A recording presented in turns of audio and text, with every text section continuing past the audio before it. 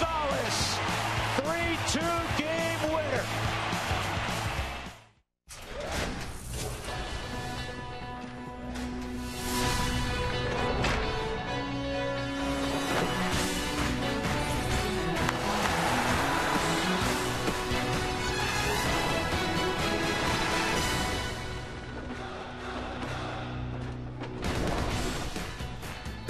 Well, the last couple nights have been a lot of fun at Coors Field. Last night especially because of the walk-off by Carlos Gonzalez. Fans hoping for more of the same today as the Rockies try and win 3 straight for the first time since mid-June. It's the final game of the series between the Colorado Rockies and the Atlanta Braves. Welcome inside Coors Field. I'm Tom Helmer. The dramatics turned in by Carlos Gonzalez last night. Big victory for the Rockies as they edge out the Atlanta Braves by a score of 3-2. Right now, let's bring in Drew Goodman and Jeff Houston to have more on the dramatic night. Guys? It was a fun night. There haven't been many dramatic wins this year, just the second walk-off win of the season. And you know what? Why are we surprised? Carlos Gonzalez last year hit 350 with runners in scoring position. This year he's hitting close to 330. He loves these kind of situations. And the 433 average with runners in scoring position with 2 outs, that's 3rd in the National League. And you compare that to the rest of the Rockies as a ball club hitting 232 in that situation. So Carlos rises to the occasion like a lot of great players do. They want to be in that spot. Some guys don't. I've played with a number of guys that would just as soon somebody else take that final at bat because they didn't want the pressure. If something happened, they struck out, they didn't get that hit, they didn't want to have to answer after the ball game. Carlos has that fear or no fear that when the game's on the line, go ahead and put me up there because I feel like I'm going to come through. And more times than not, he does. Do you know what? It was an interesting situation for Freddie Gonzalez because he had Ty Wigginton up there, who's a longtime big leaguer who's driven in a lot of runs in his own on his own resume, and then you have the batting champ on deck. Well, Eric O'Flaherty is a tough left-hander. The league's hitting 175 left-handed against him. I don't fault Freddie Gonzalez. No, but you look at the numbers for Carlos Gonzalez left on left. They're pretty low this year, but think about this. He was 1 for 21 to start the season. Since then, he's hitting just below 300. So that average comes up, and it's a little deceiving. But O'Flaherty, you're going strictly on matchups there, left on left. The other thing is Ty Wigginton in his career, 2 for 3 with the home run off of O'Flaherty. So Freddie Gonzalez was rolling the dice. He rolled it wrong. Good for the Rockies. Give credit to Carlos Gonzalez. He ambushed O'Flaherty. First pitch fastball. He ripped it into right field. Now the Rockies look to take 3 of 4 from Atlanta. Jhoulys Chacín will be on the hill.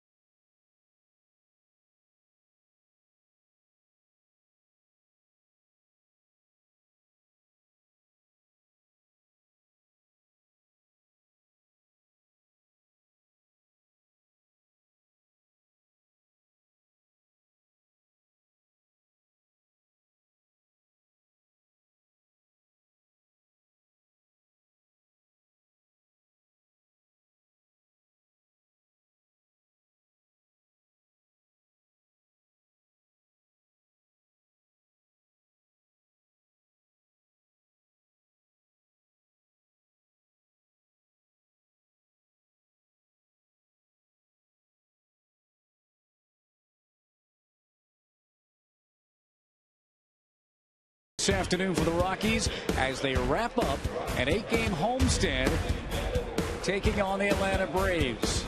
Well, Jim Tracy today was asked if his club is at a crossroads. There's 2.5 months of the season. Take it a day at a time and just, you know what, just feel like if the opportunity is there for you to do so, you can chisel on the rock, the big rock, to try to make it a smaller rock. Just kind of chisel away on it. But certainly don't stalemate yourself, because if you're doing that, then basically what you're doing is you're giving days to the calendar. The skipper said that his team has to get back to 500 first. This is game number 99 of the season. The Rockies and the Braves comes your way next.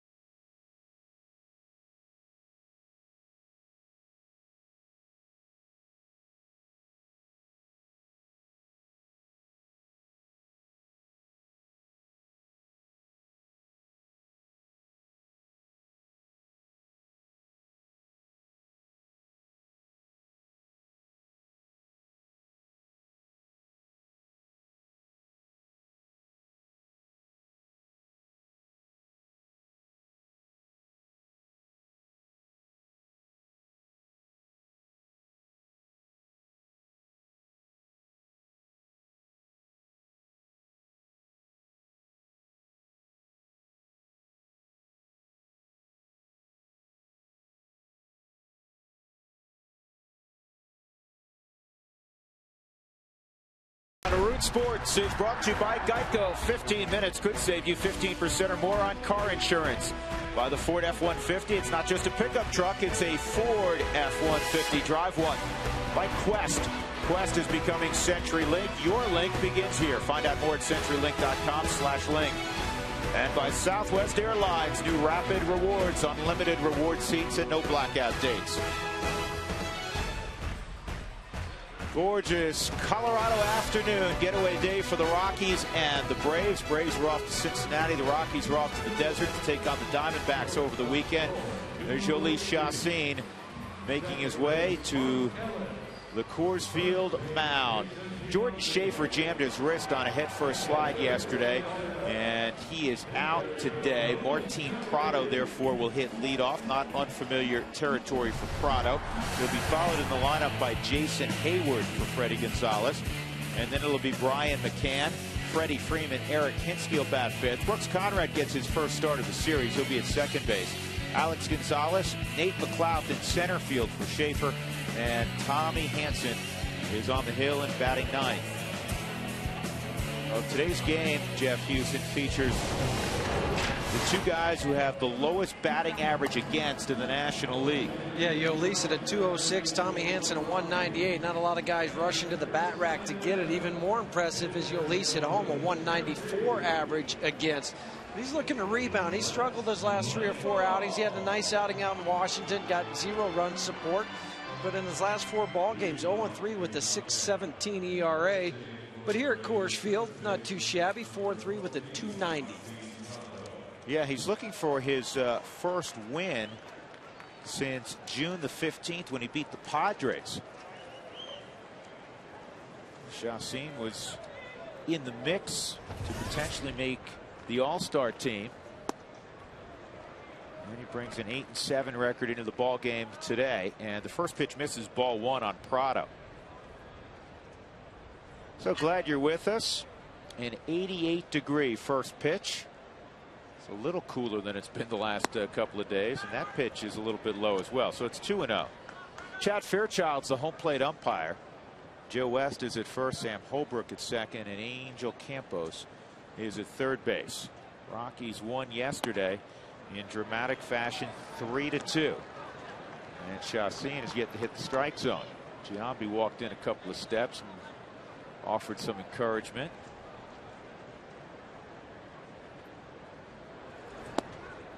And a 4-pitch walk for Chacín. So Prado will go to first. Defensively, the Rockies will have Cargo, Dexter, and Seth Smith in the outfield. Stewart and Tulowitzki on the left side. Mark Ellis is joined by Jason Giambi on the right side. Chris Iannetta doing the catch. So the only change of note is Giambi getting the start for Pelton. And when Giambi starts, he's like special King things Kong. happen. Yeah, special things happen. And you need to give Todd a day off in this heat before you head to Arizona, LA, and San Diego. Hayward has hit plenty of times in the 2 spot in the order for Fredi Gonzalez this year. Think of him more as a middle of the order guy, but they've moved him around. Swung on and missed. It's 0-2. Well, with Brian McCann hitting 3, now Freddie Freeman sliding up to that 4 spot with Chipper Jones being out. There's only a couple other spots that Jason could hit. Would it be second the way the lineup's construed today, or 6th or 7th? Prado not going, swung on and missed. Hayward quickly dismissed. So you had a 4-pitch walk and then a 3-pitch strikeout. And this is what Yolis can do at times, where he'll lose command of the fastball for 4 or 5 pitches, but then get right back in it. 2-seam fastball. He runs away from Hayward with some downward action. All 3 pitches are about in the same spot in the same swing. Brian McCann steps up, a career .397 hitter here at Coors Field. And he takes a pitch off the plate. I was talking to Brian during batting practice this afternoon, and I said, did you think you got that one in the 9th inning against Street? And he said, I did. He said, I really felt like I hit it well enough that it was going to be middle of the bullpen or so. And hitters who hit home runs like McCann, they generally know. They do. When you square it up, you can feel it. You just know you clipped it good. I think Houston Street thought it was out. Dexter Fowler, when he's going back to the wall, I was sitting up here thinking the same thing. He's going to have to maybe leap and bring that one back. Fortunately, it died in his glove. And it's 3-0 on McCann. You talk about a roller coaster ride here in the first. 4 balls, 3 strikes, now 3 more balls. Here's the shot in question. 2 outs in the 9th inning. McCann pinch hitting. He thought he hit it out. Dex went to the wall, and he did jump a little bit. I think it would have hit the top of the wall. I don't think it was going over the fence. And not sure if he was going to fire 3-0, and that's a good decision, I think, by the combination of Iannetta and Chacín. He threw him a 3-0 slider. You knew he was going to fire. With Brian McCann's pedigree, you can just say swing away 3-0. So if you lay a fastball in there, he was going to swing, but since it was a slider, he didn't. And this ball is well hit to right, and Smith is going to have to field it off the wall. Prado's going to go to third, and what a great throw by Smith. He's going to hold McCann to a 375-foot single. Boy, can he hit.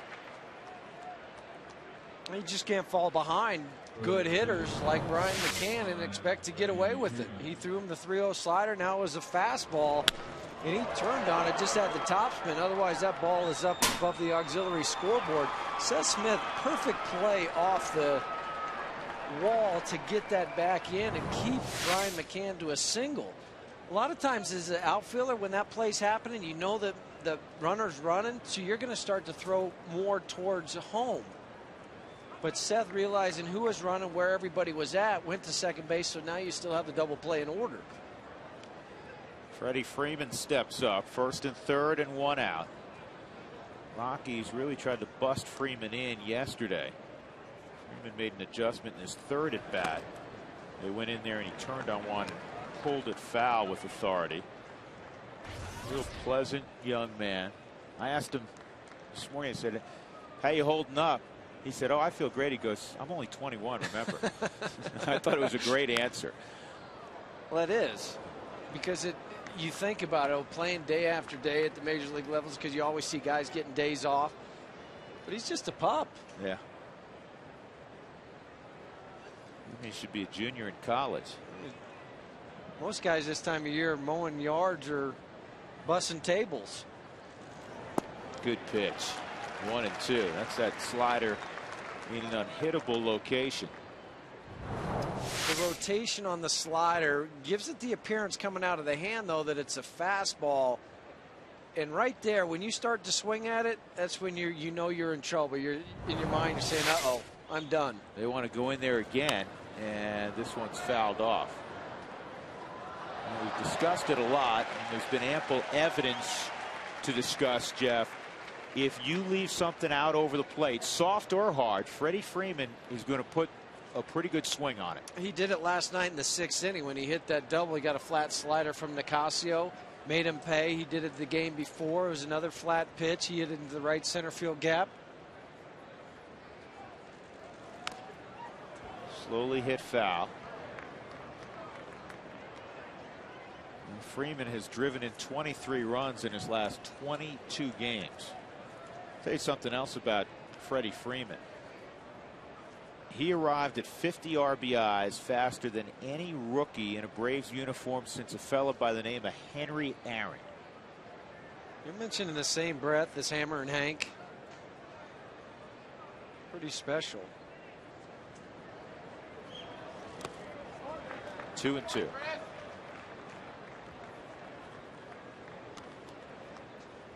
Even if it's, well, he's no Henry Aaron, that's still a compliment, right? Right.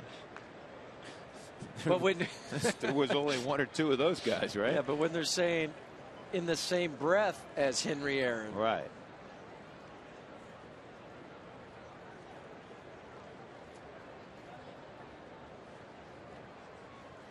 Got him. They finally went away. That's a big punch out by Chacin. 2 are out. And here comes another lefty in Eric Hinske. Now, Baldo did this in the ball game the other night. He had pitched Freeman in, and he got him away with the hard fastball. This time they went in and got him away with the changeup. There's hardly any rotation on that back leg, and from that swing, it was so off balance, he never saw the ball out of the hand.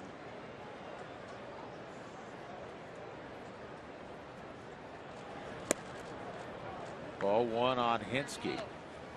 So Chacin really having a battle here in the first. A 4-pitch walk to Prado after a strikeout of Hayward on 3 pitches. McCann hit one off the scoreboard for a long single. First and third, 2 outs. And it's 2-0 on Hinske. Eric Hinske's been in the postseason each of the last 4 years with 4 different ball clubs. Boston in 07, 08. 09 with the Yankees, and then last year with Atlanta. He's got a little Marquis going, huh? Jason Marquis. Yes. Oh, Boston, he won a World Series and lost in the World Series with Tampa. Won it again with the Yankees in 09. Lost in the NLDS last year. He's a native of Wisconsin and played collegiately in Fayetteville at the University of Arkansas. 2002 Rookie of the Year with Toronto.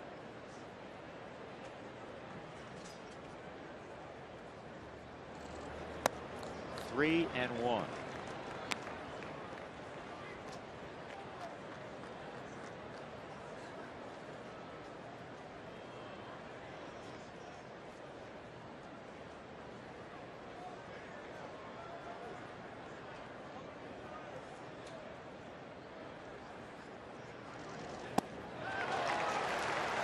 Well, you get a lot of awkward swings against Chacin. And that was the changeup. We've seen 2 awkward swings so far, one by Freddie Freeman and now by Eric Hinske. Well, that was actually a slider. I thought it was a changeup just because the action it had on it, where it went down and away from Freeman. That one kind of worked down and away to Hinske. 3-2, and he punches him out. Hinske fires his bat in disgust. Chacin ends up striking out the side. He leaves 2 Braves on base.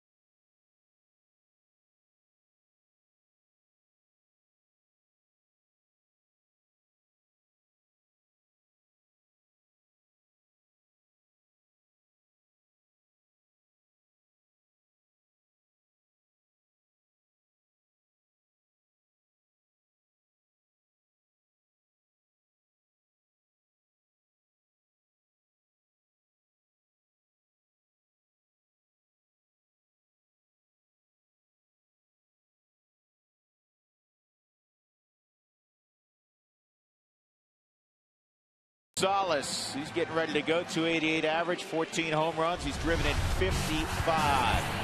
He'll be followed in the Southwest batting order of Jim Tracy by Mark Ellis. Then the big man will bat third, Giambi. We call him the Giambino. We'll run all his nicknames out there. Tulowitzki will bat fourth, and Smith. Ian Stewart owns a home run in his career against Tommy Hanson and is only at bat against him. Chris Ionetta. Dexter Fowler's been swinging it well. He's got 5 hits over the last 2 ball games. And then Chacin. Tommy Hanson's 19th start. He was a near all-star. In fact, he should have been an all-star in my book. 10-5, 2.73 ERA. And as Jeff told you, the league's hitting a whopping 198 against his former 22nd round draft pick. Yeah, 74th career start for Hanson. Right-handers hitting even less than that at a 174 clip. Out on the road, 5-2 with a 2.62 ERA. And what makes Hanson so unique is his motion. He'll come up and get the ball out of his glove and almost a hesitation or pause at the top. And then fastball 92 to 94 throws off your timing. Plus, he short arms it a little bit. And that fastball misses in. Yeah, you never get tired of looking at this. Eric O'Flaherty, first pitch. Cargo got the barrel out, ripped it to right. You're never going to get Dexter Fowler from second in that situation. Mark Ellis fired up. Cargo gets a big lift from Chacin. 1 ball, 1 strike. Cargo does have 2 at-bats against Tommy Hanson. It came a year ago. He's 0 for 2. Cargo had to sit out that Atlanta series, as you recall, with the wrist injury, so he didn't see Hanson last week. Here's the 1-1. And this ball is driven to right center field, deep, and that's a nice start. Nice little follow-up to last night as well. 1-0 Colorado.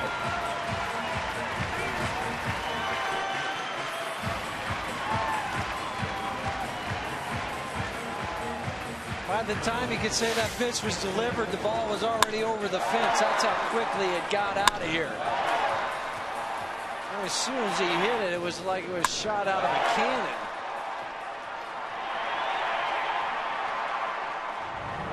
Jason Hayward just kind of making the obligatory trot after it. 6th career leadoff home run for Cargo. Ball 1 on Mark Ellis. The club record is held by Eric Young Sr. with 8. I've been watching closely. Huey, I think he's a keeper. He's a good player. I know that much. This has popped up in the infield. Gonzalez calling for it.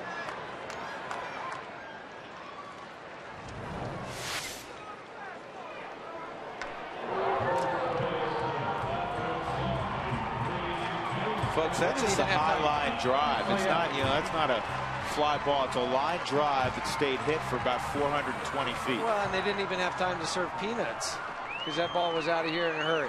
Yep. Buckle your seat belts, take a seat. Oh, the ride's over. Here's Giambi. Shift is on, and the slider in there for a strike. We've seen this a lot more where that second baseman is just almost out into a shallow right field with the right fielder backing up towards the warning track was Jason Hayward. And another strike on Giambi. Well, as a starter, he's been unbelievable. 10 home runs, 23 RBIs. He doesn't even have 100 at bats. He's got 90 at bats. He's got the best home run ratio per at bat in the game. Well, 1 out of 9. You know, and you take it even a step further. You take away the 21 pinch hit appearances. Take those off the equation, and then what's the at bat home run ratio? 1 out even of better. 7, yeah. And Hansen strikes out Giambi here for out number 2. Second best in the game is Jose Batista. He hits a home run every 10 at bats. Lance Berkman is third once every 11 at bats. Here's the defense for the Braves. Hinsky's in left. Nate McLeod playing center field. That's his former position when he was with Pittsburgh. He's played there a fair amount this year also. Jason Hayward's in right. Prado at third. Gonzalez at short. Brooks Conrad at second base. Freddie Freeman at first. And the 6-time All-Star Brian McCann is behind the dish. You know who's 5th on that home run per at bat list? Nope. Curtis Granderson, once every 13 and a half at bats. He's hit a bunch this year. Mike Napoli's 4th. Granderson is probably the one shocking name. I know he's hit a lot of home runs, but he also hits at the top of the lineup. Yeah. 0-1 on Tulowitzki.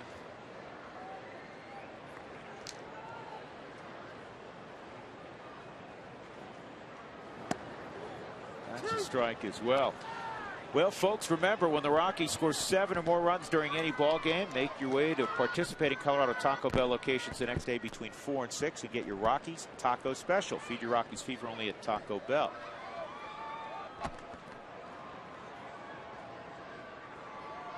Bunch of kids here. We love it.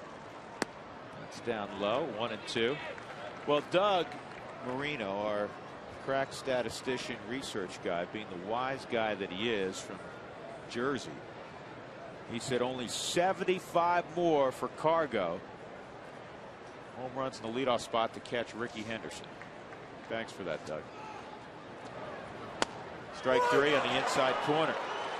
Chad Fairchild punches out Troy Tulowitzki. In the inning, the Rockies get a run. Carlos Gonzalez goes deep for the 15th time this year. 1-0 Rockies.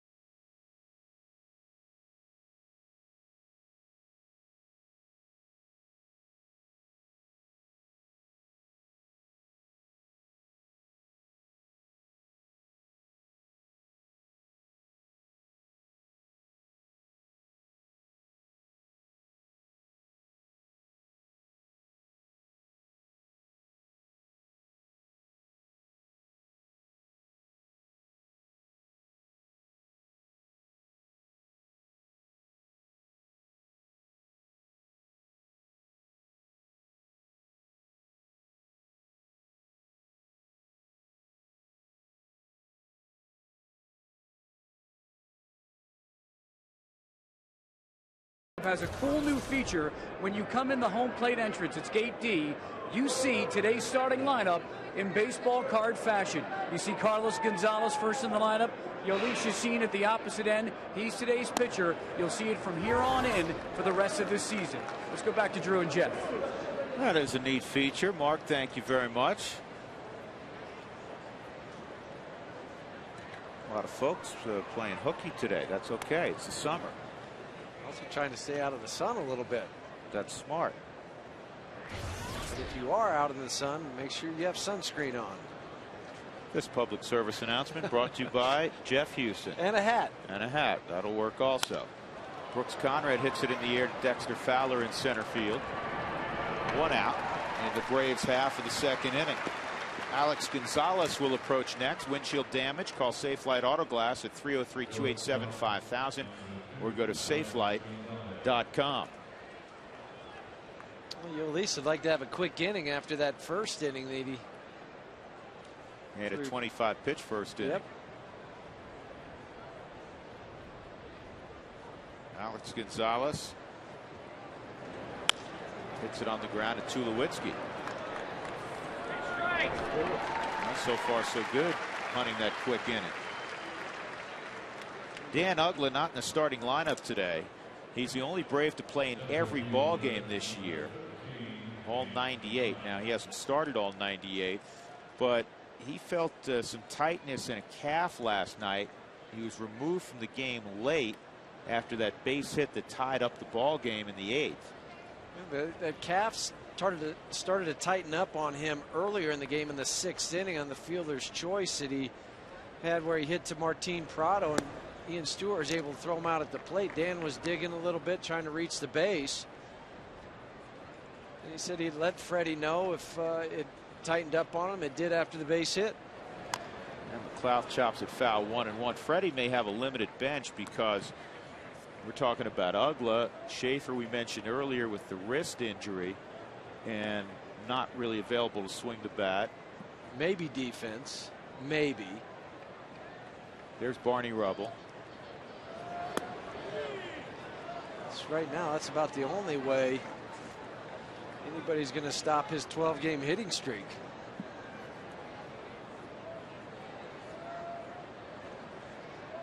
There's a 2-1 to McLeod.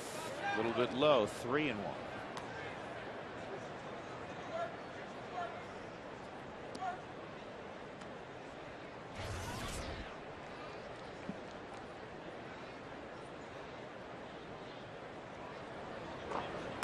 And way outside. Chacin looks off in disgust. Second walk allowed by Chacin. Juan Nicasio did a marvelous job again last night. 7 innings of 1-run baseball. He's now allowed just 1 run in his last 22 innings at home. Didn't factor in the decision. 4-0 at home. Houston Street got the victory. And Nicasio lowered his home ERA though down to 158. 164 coming into the game. He just pitches with a lot of emotion. Fun to watch him. Absolutely. That's 2-0, and Ionetta's going to go out. Well, so far in the game, Yolis has not been able to command the fastball. The pitches that he's been able to get over for the most part has been the slider and the occasional changeup.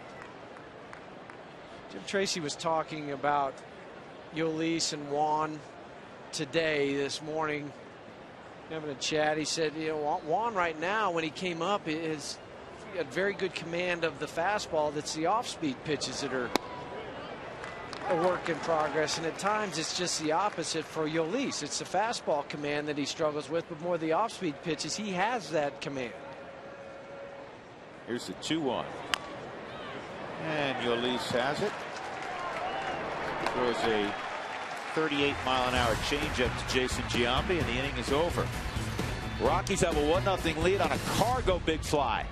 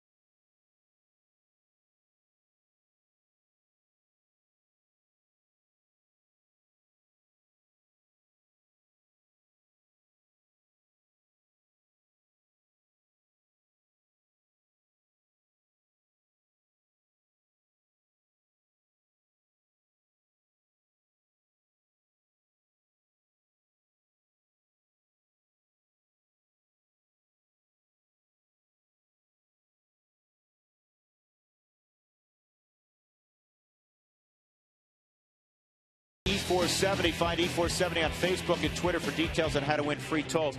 Hey, you see what's going on here? You had Arizona shot, and then you had Santa Monica Pier, and then the gas lamp district at Petco Park.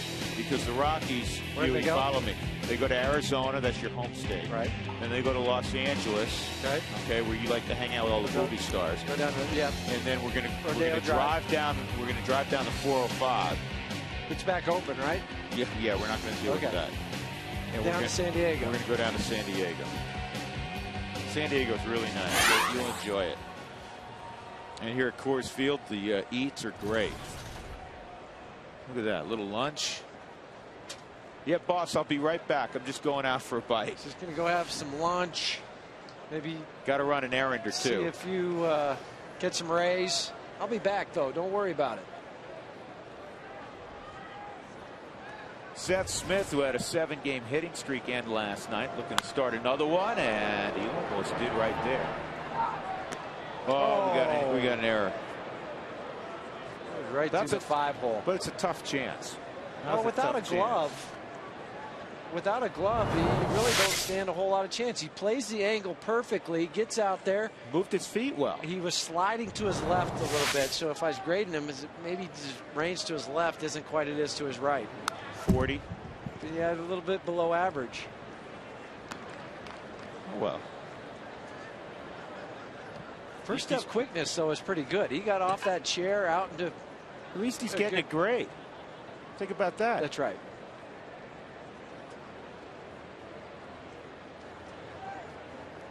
Guy's saying, hey, we're eavesdropping on the broadcast. Houston's killing you. Here's the 0-2 inside, 1-2. I said he had good first step quickness. Just saying to his left, he was a little suspect. Smitty 1 for 3 lifetime against Tommy Hanson. Just a gorgeous Colorado afternoon. Rockies, if they win today, will go 5-3 on the homestand. And they'd also be within 3 games of 500. Giants again lost yesterday 1-0. They're off today. And that's a bullet, but right at Freddie Freeman. Tell you what, Smith did a nice job staying back on that breaking ball. He laid off the pitch before that was down at his feet, the one that got him on the strikeout last night. And now he gets that foot down, keeps the weight back, and the follow through, the one-hand finish, a little bit like Charlie Lau taught. Freddie Freeman didn't have to move. He just had to put his glove there so he didn't get hurt. Ian Stewart will step up. Won at bat against Tommy Hanson, and he hit it out against him last year. He gets a curveball. That's hot. Ball 1. Stewart 0 for his last 9 at the plate.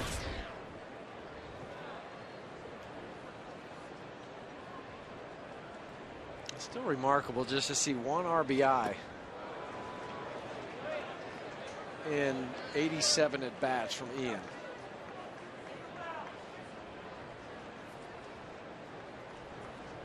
You just got to forget everything that's taken place earlier this year and say, you know what, at bat to at bat, I'm going to have good ABs, and hopefully the next 2 months will be good stuff. This ball's hit a mile, but foul. And hopefully then at the end of the year, everybody talks about the great 2 months you had at the end of the season. Good second half. And doesn't discuss as much what didn't go well in the first half. Don't miss new Rockies All Access. Too Legit. It's tonight at 6:30, focusing in on Troy Tulowitzki's All-Star Experience. Rockies All Access again tonight at 6:30.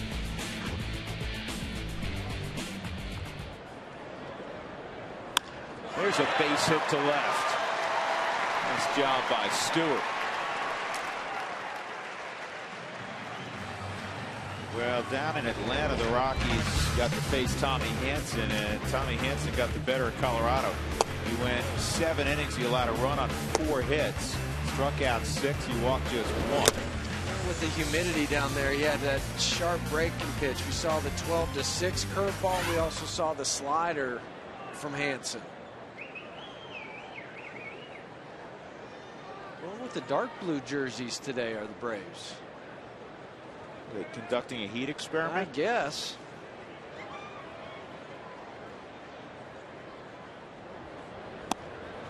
Chris Iannetta swings and misses.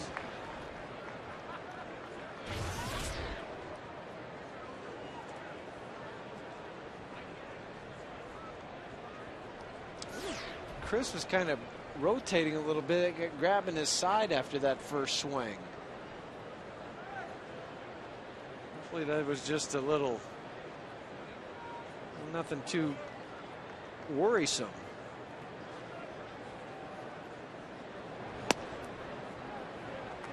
He does have an interesting delivery, Jeff, doesn't he? I mean, the hand comes up and all of a sudden it's like an iron mic, boom, downhill quick. And short arm action you talked about earlier, where it comes up out of the glove and then it's on you as a hitter.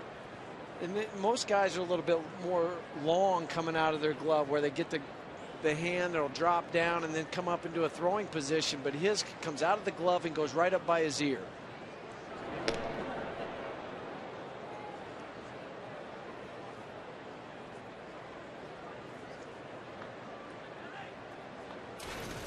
It's a little bit like how a catcher would throw down to second base.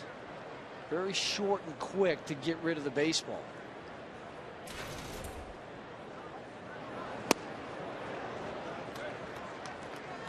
One and two.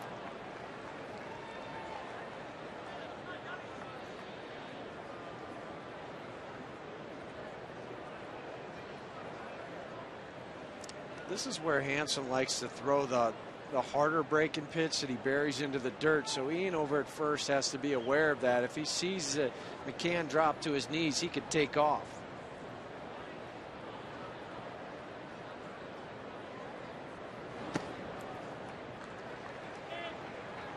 Well, it was in the dirt, but gloved simultaneously by McCann. 2-2. He's got to get a good read on that dirt ball. And Ian was about 3 more steps. He kind of did a false break towards second because he did read that, but it wasn't out in front where the ball hit and where McCann would just have to knock it down.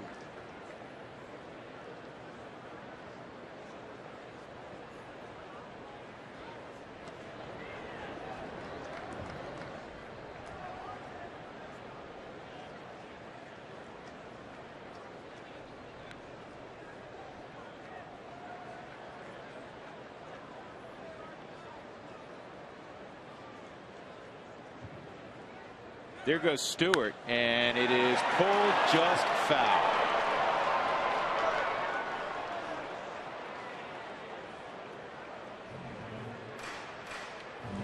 The slider action on the ball, the barrel of the bat gets out in front just enough where it hooks it about a foot foul. Angel Campos right on the call, right on the line. That's perfect positioning.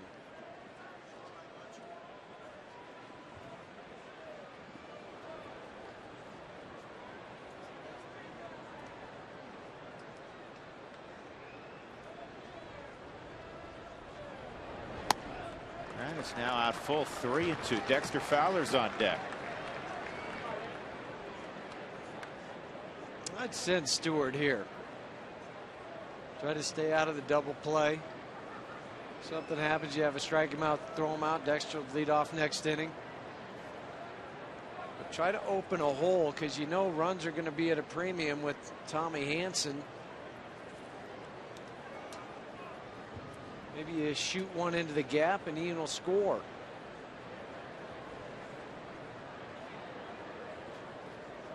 He's going. Ball 4.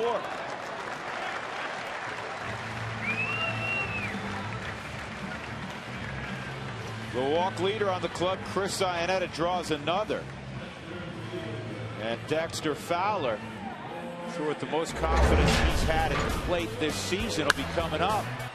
Dexter's been throwing out hits right and left, including that 3-run triple. 5 for his last 7. 3 for 4 that first night with that triple you talked about, and the 2 for 3 last night. He's gone to a little bit of a leg lift from the left side. Pretty good swing there. That was a good pass through the zone. Carney Lansford was talking about it before the ball game. They've been working on it the last 48 hours. As long Dexter implemented it right away. Yeah, as long as you feel like you're getting a load back onto that left leg. Make sure you spend some time there. Don't jump out. Even with the leg kick, don't jump out to your right leg and bring your hands and body with you. But he just seems more confident when he's up at the plate. Even when he took that last pitch, he saw it, he recognized it, and he laid off it.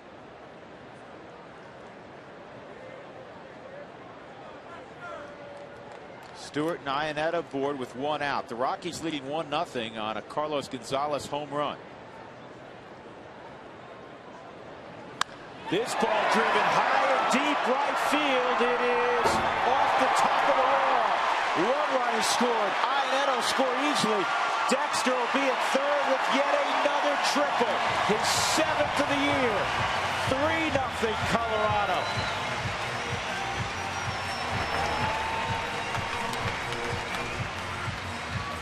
This has been a whole different offensive player the last few days.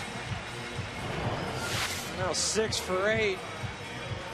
And that was a fastball, the area that's been eating him up with pitches underneath his hands. But with that leg kick, it helps him to get back down into a balanced position, take the barrel to the ball, hits it off the wall, and then Jason Hayward chases this about halfway back to the infield. Squeeze. Squeeze is on, and the butt was fouled off. It was a suicide squeeze. Dexter was breaking on the pitch. I think McCann just whiffed on that. Did he whiff on it? Because Dexter's in the dugout. You're right. It's 4-0. I thought he bunted it foul. I thought he did too, but then you watch the Chad Fairchild signal that did nothing happen. He scored. That's a steal of home. Let's watch this thing again. Yeah, he just right over the top of his bat. Boy, that was strange. 4-0 Colorado. I was kind of wondering, why is Dexter still in the dugout? That's a foul ball. And he was smart, though, to keep running through the play. Don't hesitate. A steal of home for Dexter Fowler, standing up. You don't see that every day. Here's Gonzalez with 2 outs.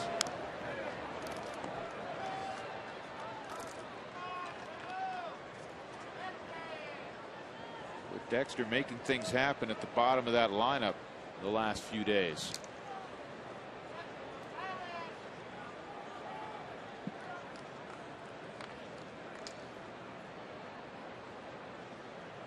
Here's the 0-1.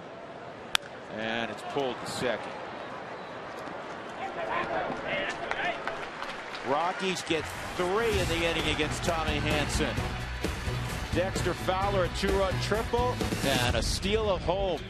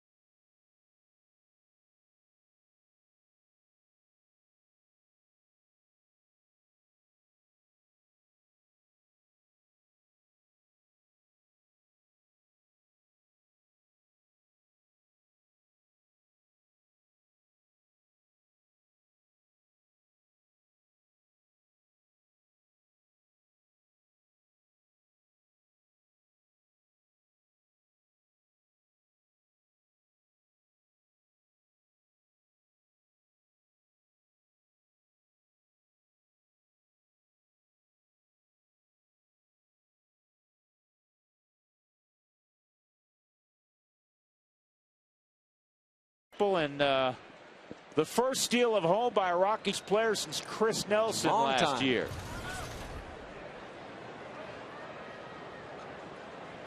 #16th steal of home plate in Rockies history. All right, name the only Rockies pitcher to steal home. Kevin Ritz. We'll give you some time to think about it at home, folks.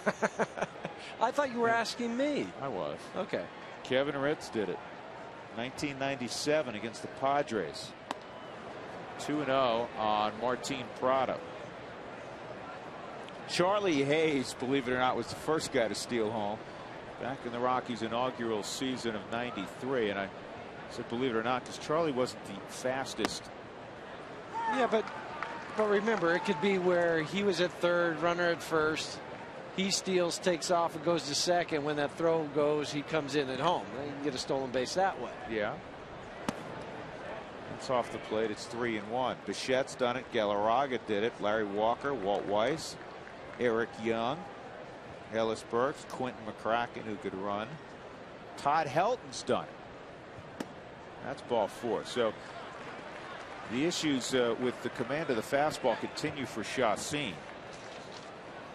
His last start against Atlanta, he had 6 walks in that ball game. 6 walks against Cleveland. And 6 walks against the Mets. That's his season high, but he's done it 3 times. Helton's actually done it twice, by the way. He did it in '98. He did it in 2000. Greg Norton and Matt Holliday round out the list. Tom Goodwin. Did I mention Tom Goodwin? Tom Goodwin. Tom's might have been just a straight steal of home. Those are scary though, because you always feel like that hitter's going to take a swing as you get ready to slide.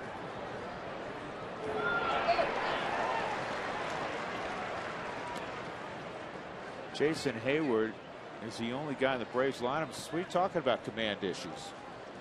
Pretty good to me. Yeah, he's seen 5 pitches. They've all been strikes. Hayward struck out his first time up.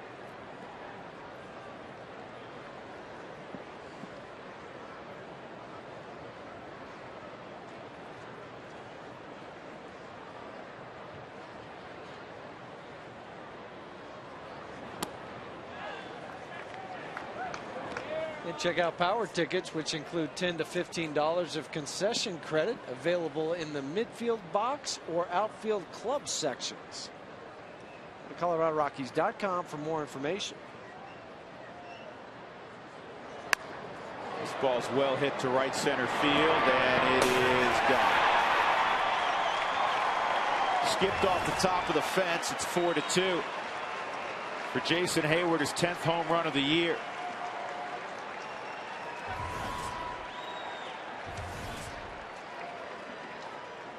That ball was a lot like Carlos Gonzalez. It was just a line shot right off the bat. He went down and got that ball this time where he struck out his previous at bat. Collapsed that lower side, the backside a little bit to get to it, and then hit it right off the top of the fence and over for a home run. Walks are going to hurt you.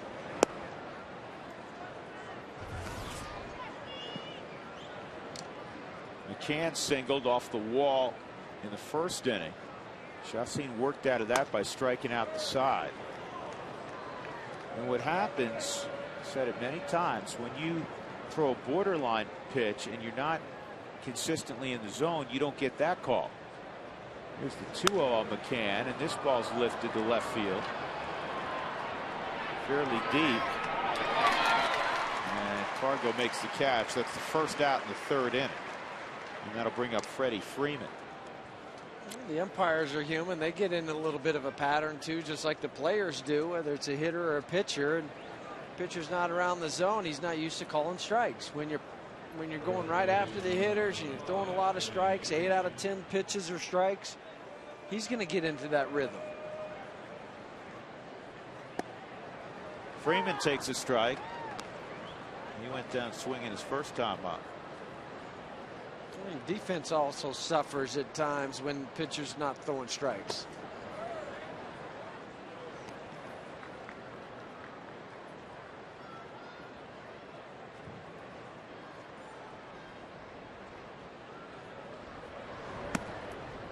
already 53 pitches in the game for Yolis. 25 strikes, 28 balls.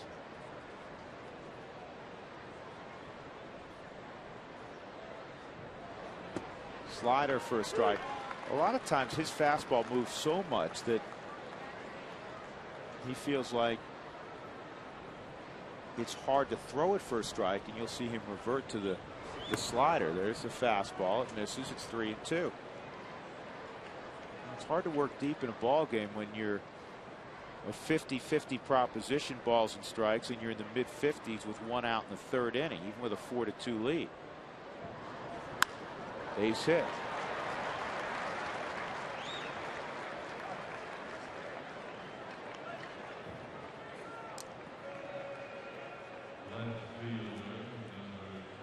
That'll bring up Eric Hensky. He too struck out his first time.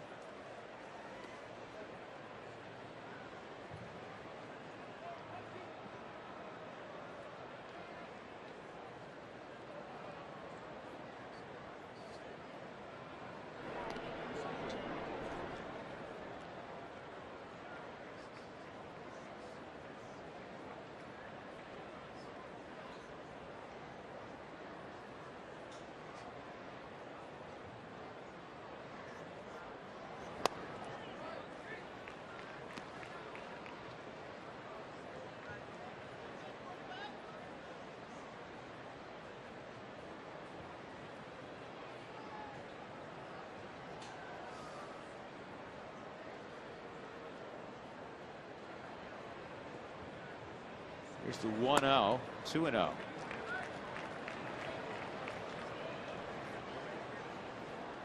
Sixth inning, Toyota Talk will come your way. Text your comments during the game. See what you and other Rockies fans are thinking about. Text Toyota followed by a space, and then your comments on Jeff Houston. The most exciting play in baseball since we just had a steal of home. We had a walk-off hit last night. Is it an unassisted triple play? Perfect game? How about a triple? Just straight out triple. Seen one of those today already with Dexter.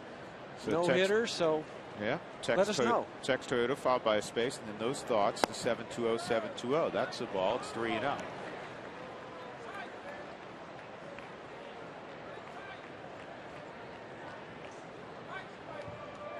I will tell you 3-0 counts are not up there on the list. That's a 4-pitch walk. That's number 4 allowed by Chacin. And if he's not careful, he's going to give everything back the Rockies have earned him. He just can't throw the ball over the plate. No, which is unfortunate because you figured coming into the game that Tommy Hansen's not going to give up too many runs, but he is giving up 4. So your offense has done their part.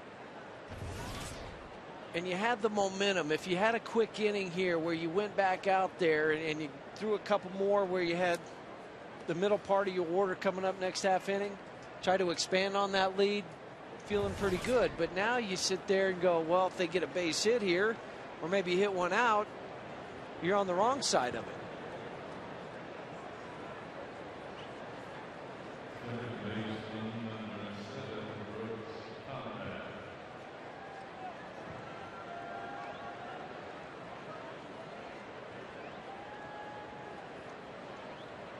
Brooks Conrad had a pop fly to center field his first time up. 1 out. 2-run home run by Hayward earlier in the inning. Freeman is at second. Hensky at first.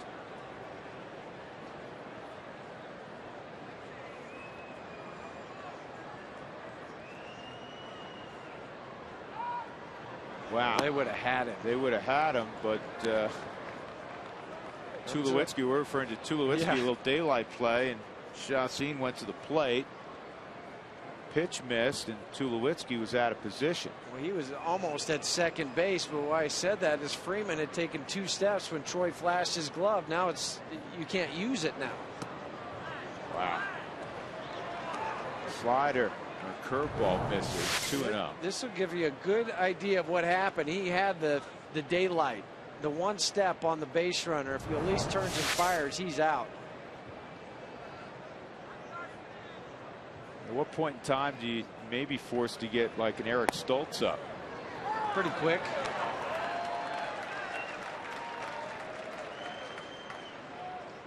because you can't afford for this game to get back where you've lost a lead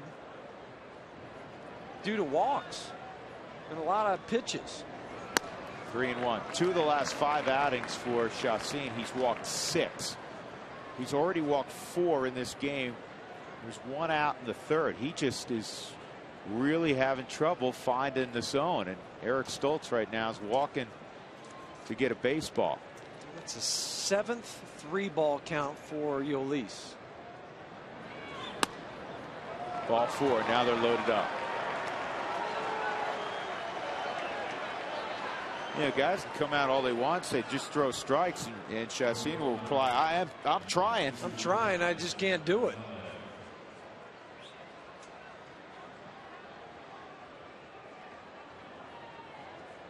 But those will drive managers and pitching coaches crazy, and fans. Absolutely. It's hard to play defense behind, and Jolis has had a very fine year so far, but this is particularly for a club struggling so much this year. They're trying to find a way to be relevant again this year, and you got 4, as you said, against Tommy Hanson early. You have a 4-0 lead, and Chacin's in jeopardy, giving it all back, not because Atlanta's really earned it. Now, no. You tip your cap to Hayward, but should have been a solo home run. Yeah, because you had the leadoff walk to start this inning. Leadoff walks come back to score about 80 or 38, 39% of the time.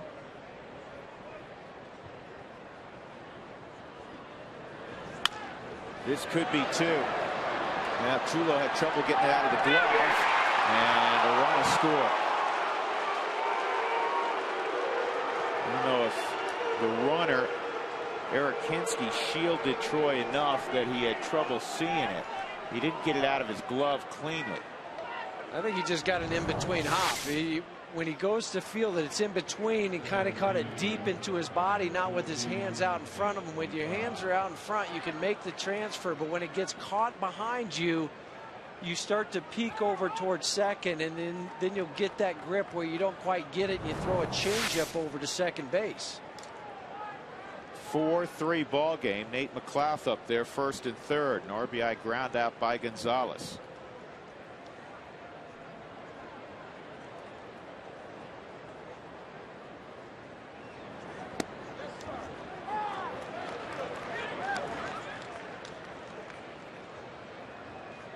McLouth with 2 outs and runners in scoring position. We talked about Carlos's average, well over 400, 443. McLouth just 182.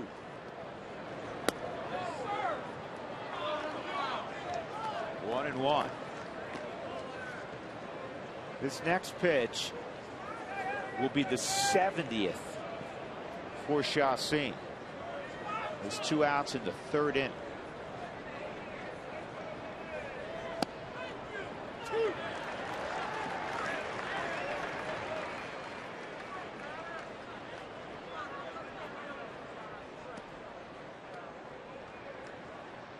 Tell you what, not only does this give new life to the Braves, it gives new life to Tommy Hanson. Well, he's had a lot of time to sit in the dugout, cool off a little bit, refocus. Warm day, as you mentioned, 88 degrees at first pitch. The defense has been out there now about 15, 17 minutes at least. Throw that on top of the first inning that he had. That's a lot of time spinning out playing defense.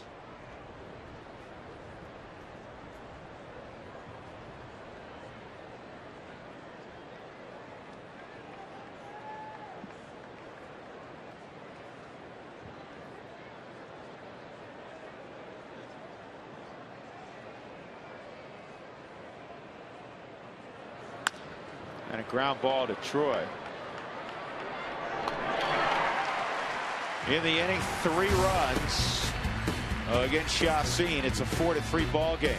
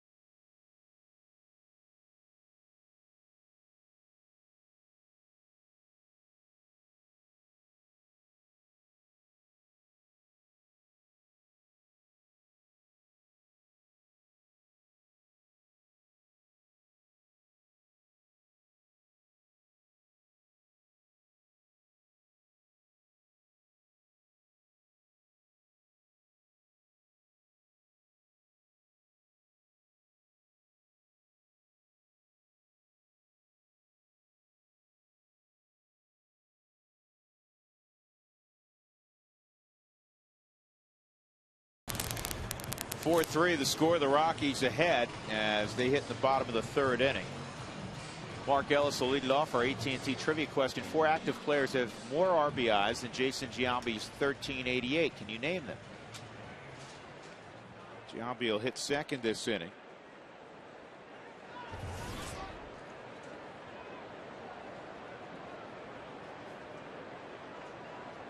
Rockies 4 runs on 3 hits against Hanson.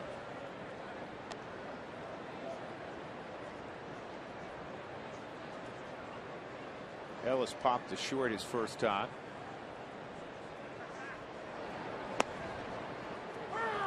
Mark Ellis has fit right in with the Rockies, and I think he brings more to the table than what you've seen just offensively and some outstanding play defensively. He's got a focus and a grit to him. And there's another base hit for Ellis. He just knows how to play the game. You need those type of guys. You can't have all one style. Whether it's a hard nose, a quiet guy, whatever it may be, you need a certain mesh of all types of personalities on a baseball field.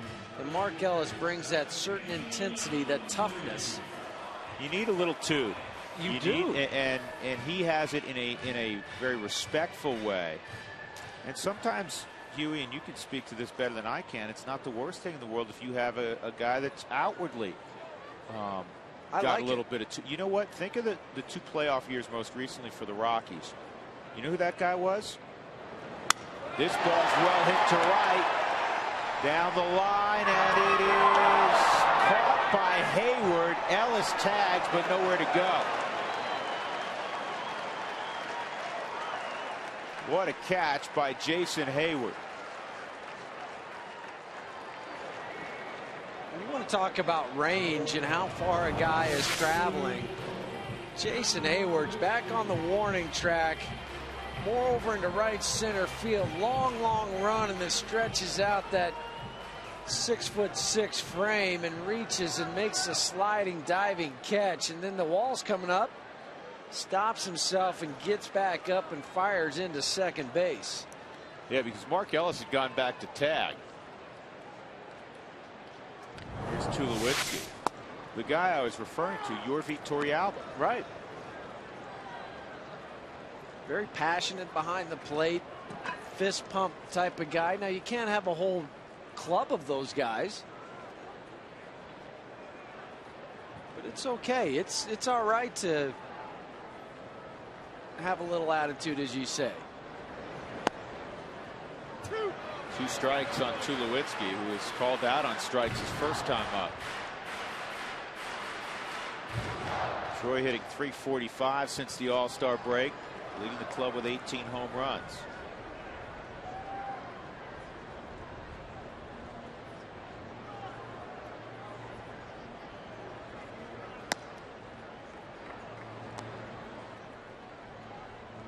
Hanson's not throwing that fastball as hard today as he was down in Atlanta.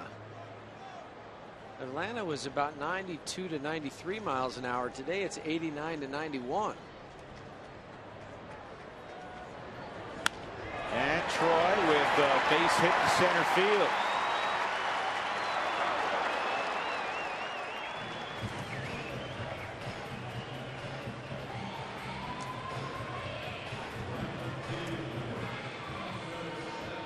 Two on for Seth Smith. Geico quote of the day. Maybe the greatest Brave pitcher of all time. 363 game winner Warren Spahn. When I throw a ground ball, I expect it to be an out, maybe 2. He won more games than any other left-hander in history.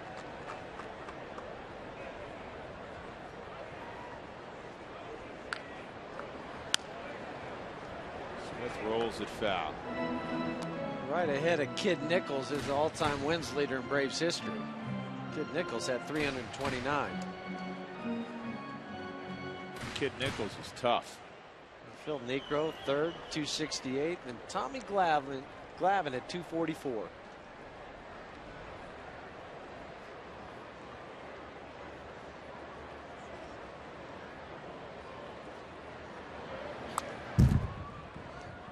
0-2 on Smith. What did Glavine finish with? 303? All time, Doug.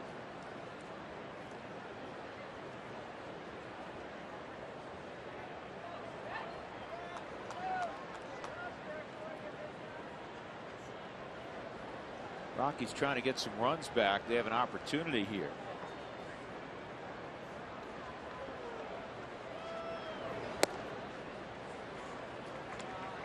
.305 and 203 for Tom Glavine. When's he eligible?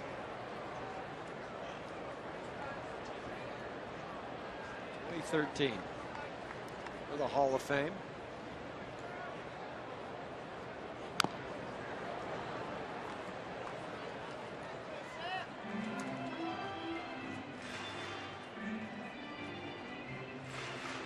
Before the game, chatting up various Braves people. We were talking about this game and the pitching matchup and the batting averages against. Wouldn't you know it, now it's 4-3. Sitting here about an hour and 10 minutes into the game. You're just in the bottom of the third inning. Just when you think you have this game figured out. Ouch.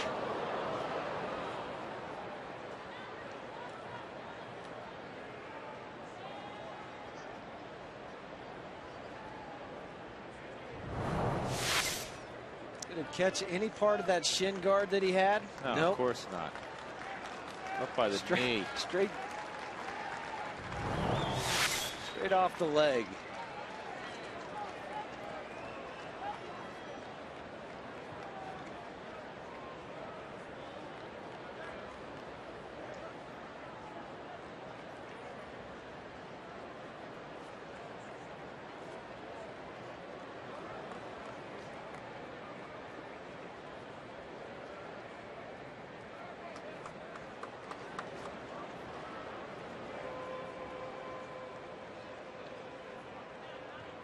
Ellis singled, he's at second. Tulowitzki singled, he's at first. Game 4. This 4-game set. Final matchup between the Rockies and Braves this year. Rockies are 2-5 against Atlanta. That's in predictable location. To go right back in there and hope he swings at it again and swings through it because he doesn't want to try to hit it off the leg again. A lot of room in right center field.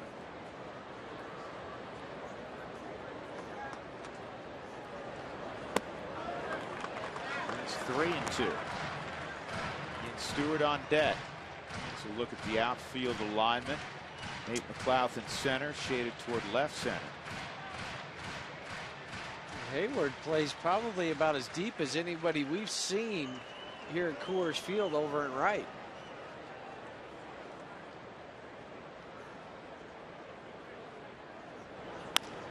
And that's a fair ball. Freeman to first, and Gonzalez wheeled around to see if he could get a wide turn from Ellis at third. Favorite play is shortstops when they know they don't have a play at first on the return throw. First and third, 2 outs, and Stewart will come up. I'm going to try to get that guy rounded too far, fire back, and as long as the third baseman Prado is on the bag, you can do that. Mark Ellis has been around the block a few times, though. He's not going to fall for that trick.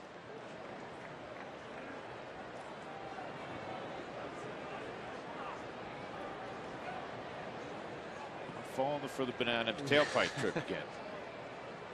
My favorite lines from Eddie Murphy.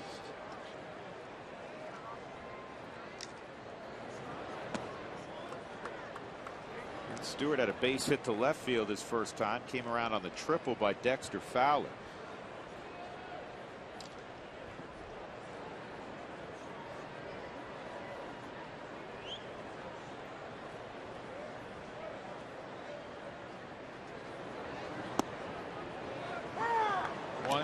One and one.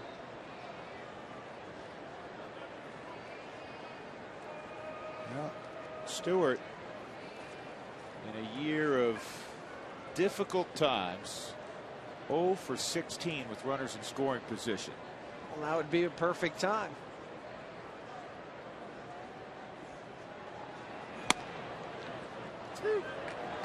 One and two.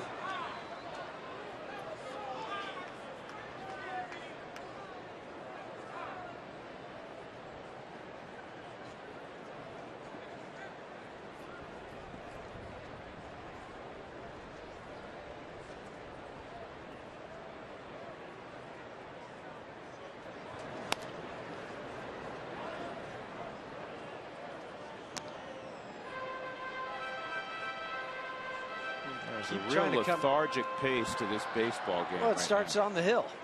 It starts with the starting pitchers. What Yolis has done with the 5 walks. Tommy Hanson, 1 walk, but just seems like every pitch it's a 2-2, 3-2, 3-1. A lot of time in between pitches. This will be pitch number 57 for Hanson. And it kicks away for a moment. It will allow Smith to move up. And now Stewart throws out a base hit. A real good chance for the Rockies to score 2. Wild pitch.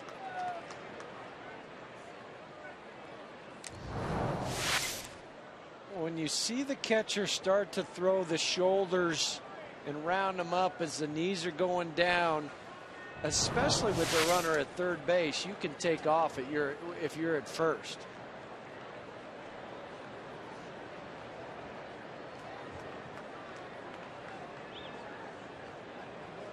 And he struck him out on a breaking ball. So the Rockies leave 2 in scoring position. We'll go to the 4th inning. They lead it 4-3.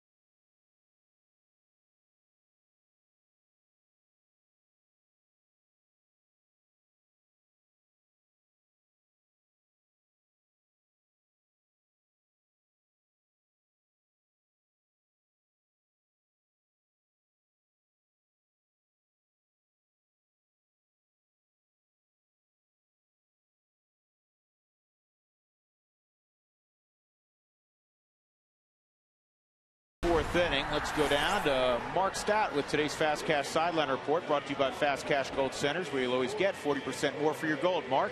All right, Drew, Jeff, we got a great Rockies All Access coming up tonight. I'll tell you what time here in a minute, but listen to the skipper on Troy Tulowitzki. I don't know how he does it, and I've never ever seen anybody else do it, but the play that he makes where he goes very deep into the 5-6 hole and makes that off-balance throw, and it virtually hits our first baseman right in the letters of his jersey every single time. You'll have to ask him how the hell he does that, because I just watch it with utter amazement myself. More comments like that tonight at 6:30. Rockies All Access. Too legit. It's 30 minutes on Troy Tulowitzki. You will not want to miss it tonight. Let's go back upstairs to Drew and Jeff, guys. I'm Mark. Sounds like a very good viewing option. 2-strike count on Tommy Hanson.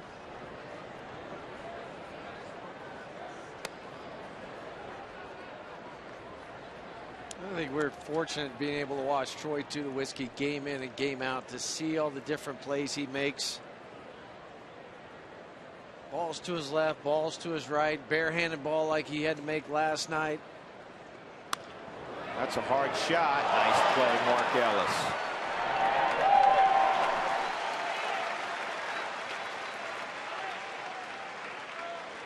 One out, and that'll bring up 2010 All-Star Martin Prado. Let's answer our AT&T trivia question. 4 active players have more RBIs than Jason Giambi's 1,388. How many did you name? A-Rod's on top of the list at 1883. Jim Thome, Chipper Jones, and Vladimir Guerrero. Jones and Guerrero on the DL right now. Although Chipper's close to coming off. So's A-Rod. Oh, that's right. I forgot he had knee surgery as well. Vlad Guerrero, broken wrist. A-Rod's 11th on that all-time RBI list. 1-1 on Prado. A couple of walks this afternoon for Prado. 5 walks allowed by Jhoulys Chacín. I mentioned it earlier. 6 is his career or season high. Excuse me. He's done that 3 times this year.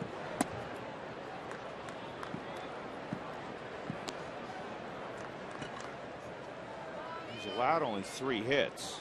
One of the hits was a home run. Jason Hayward last inning with Prado on base. And that misses. 3-1. Yeah, but if you're not around the zone, the guys don't have to swing the bat. So that's why there's only 3 hits. Those walks are just like a hit, though. In the air to deep left center field by Prado. Cargo going back, and he runs it down. Nice to have 2 center fielders out there. The center field instincts at first step. Right off the bat, drop step, open that side so you can just take off running. Slows up a little bit as he hits the warning track. Total concentration the whole way. He is as smooth an outfielder as you will find. Well, I think Period. we have 2 of them. End of Here, subject. though. Yeah, Fowler's tremendous. Dexter the same way. They get to balls that other outfielders don't get to and make it look easy.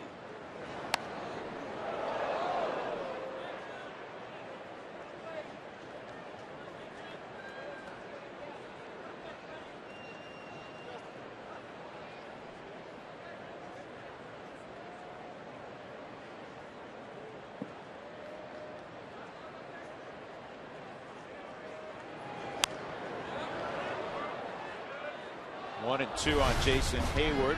This replay brought to you by the Colorado Lottery. Now through the end of the month, replay all those non-winning scratch tickets at ColoradoLottery.com. The home run from Jason Hayward off the top of the fence, skipped into the bullpen. 10th of the year for Hayward. Strike 3 on Hayward. And that is strikeout number 4 for Chacín. A 1-2-3-4.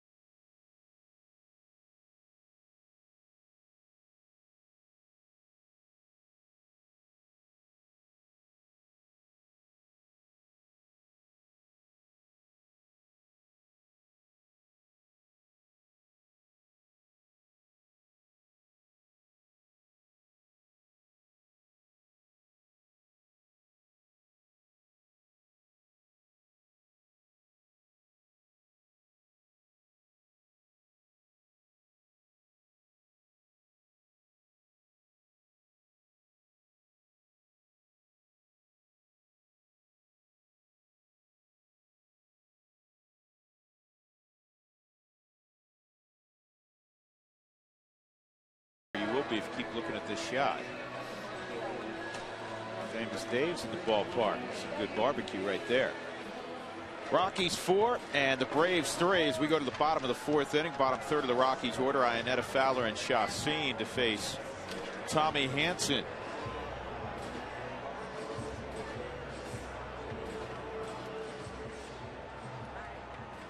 Rockies have had scoring opportunities in every inning. They scored a run in the first on a home run by Cargo. Got 3 in the second. Dexter Fowler a 2-run triple and then stole home on a suicide squeeze attempt that Chacin missed, but it went off the glove of Brian McCann. And then last inning the Rockies at second and third did not score. This ball's hit in the air to right field. Hayward started back. Now time for the Land Rover extraordinary play. Here's Dexter Fowler a couple innings ago. Turns on it and drills it off the wall and right. And then it kicks away from Hayward. 2 runs scored easily. And Fowler was at third. And then watch this. It looks like a foul ball, but it was just missed by Chacin. So it goes as a stolen base, a steal of home by Dexter. 0-1 on Fowler. Dexter hitting over 250 now left-handed on the season.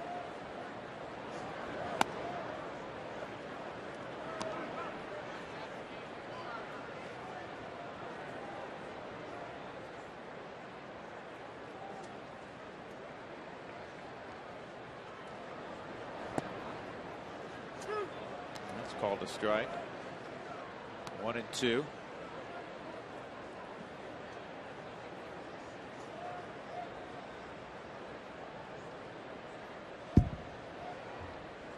Shook off the slider in, wanted to go away with the fastball.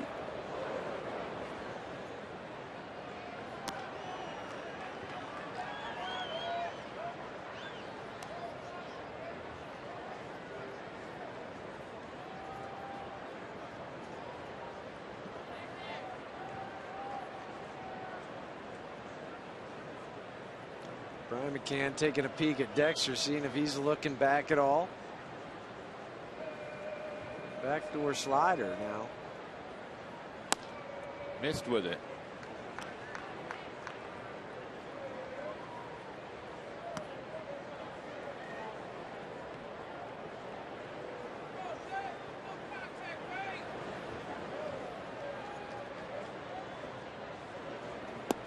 He went around. 2 outs.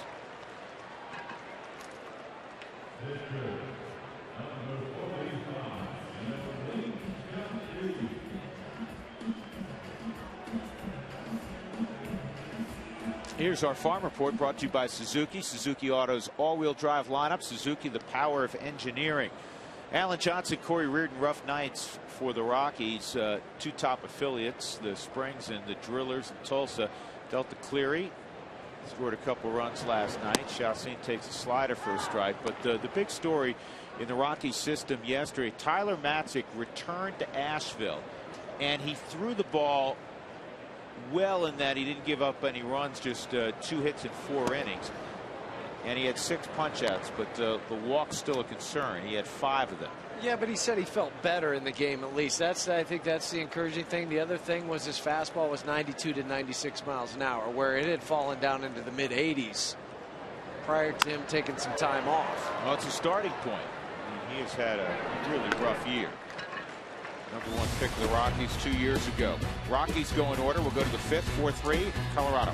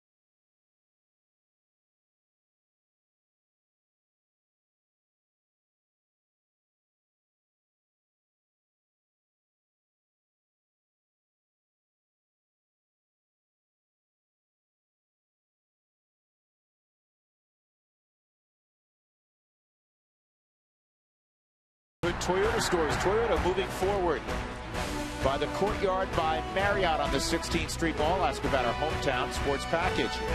By AT&T, the nation's fastest mobile broadband network. And by King Soopers, more value for the way you live.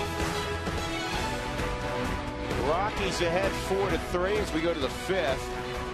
And the tricky part of the order coming up for the Braves. Brian McCann, Freddie Freeman, Eric Hinsky, 3, 4, and 5.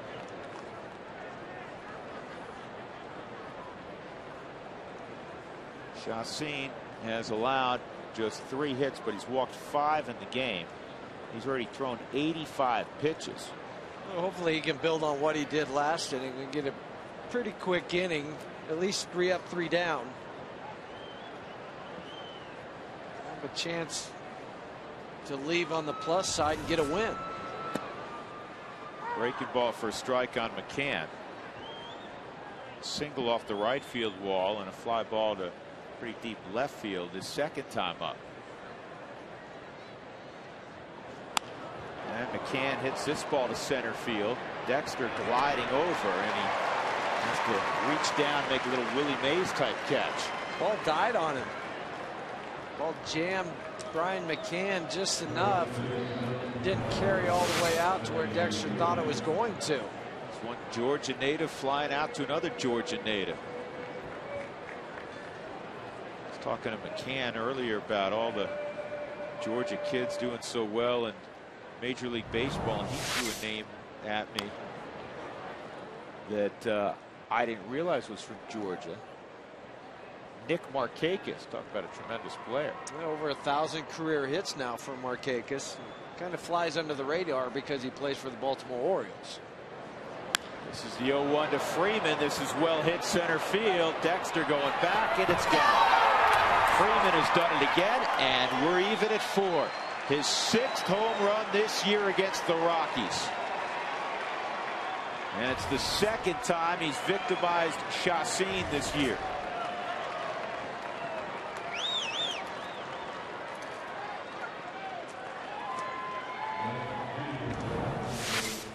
Leading guy for Rookie of the Year candidacy right now, Freddie Freeman. Slider that doesn't slide. Freeman gets behind that baseball. Get behind it. I mean, by his swing, the head stays behind the barrel of the bat where it goes, and he hits it over the head of Dexter Fowler at center field.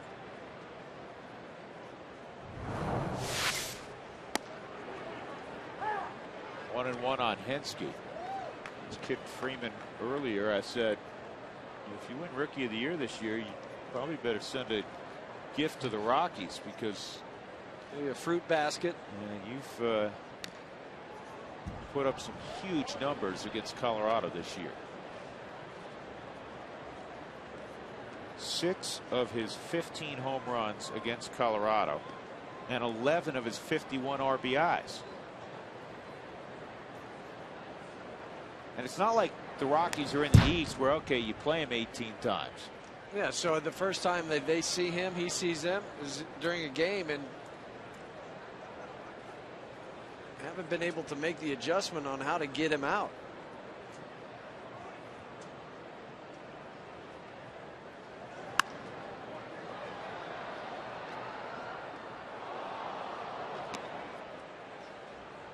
All fans of the game on August 5th will receive a Rockies reward coupon, including a special offer from Majestic.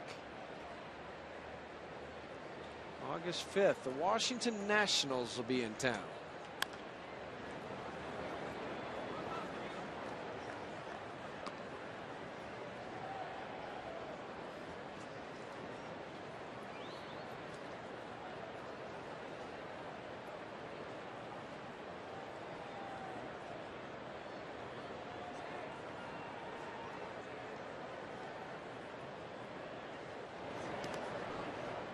Two and two.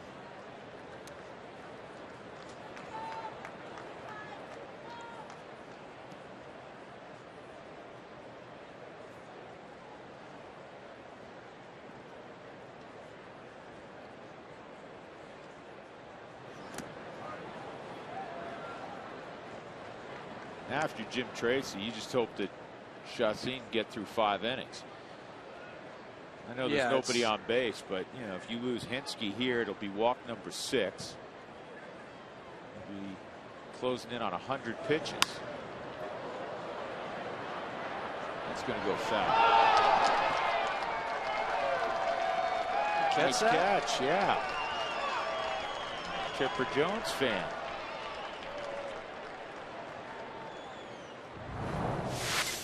About 3 or 4 gloves trying to stick out and catch it.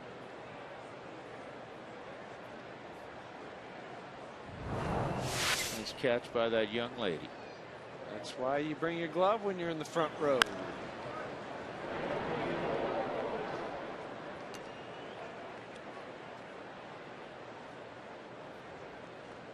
Nothing to it. You just put your glove out, watch the ball go in there, and you sit back down.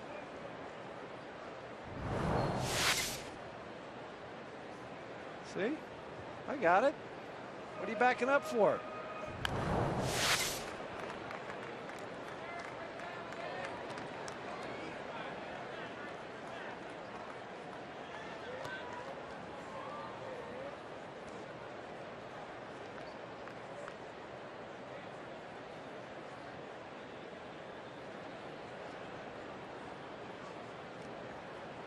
A lot of pitches today for Chassin. Well, yeah, I mean 100 right now, and it's next pitch will be his 100th. And this is not a good split ball strike ratio. Matt Belisle just grabbed the baseball. It won't take him long to get going. And that is walk number 6. Third time in the last 6 outings that Chassin has walked a half dozen.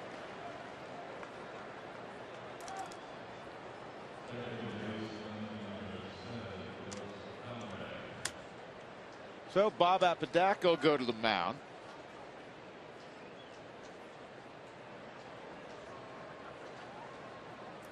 This has been the Rockies' problem this year. When you talk about inconsistent baseball, it's generally going to be inconsistent play within a game. In other words, you know, the day that you hit, you don't pitch. The day that you pitch, you don't hit. We saw that in May where the Rockies pitched very, very well, couldn't score runs. Or good starting pitching, bad bullpen, good bullpen. Pitchers are, starters are out after the 3rd or 4th inning. Today, against a top-notch starting pitcher in Tommy Hanson, the Rockies gave Chassin a 4-0 lead, and he's given it all back.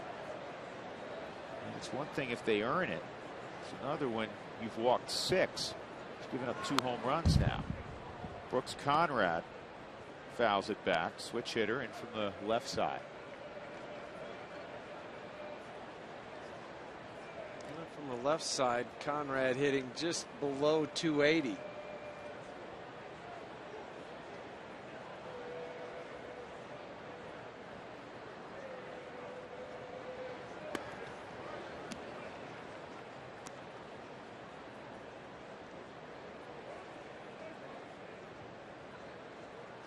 If he doesn't get Conrad here, this will be his last hitter.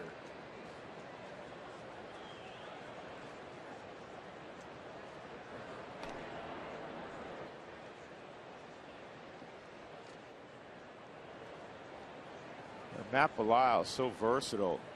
Unusual to see him in the 5th inning of a ball game, but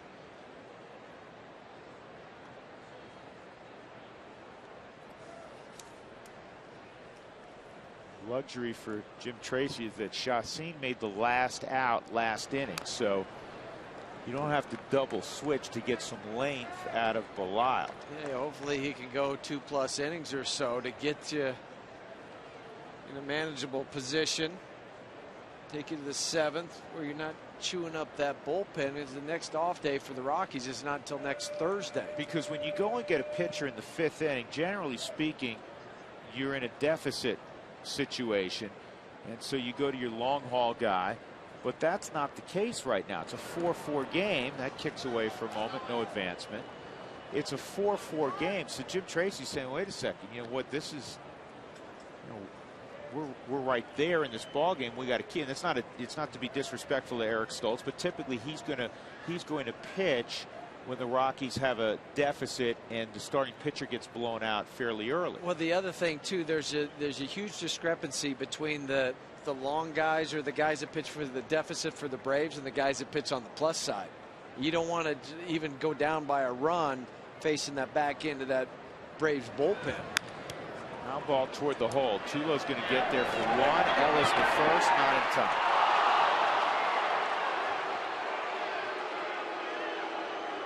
Two outs.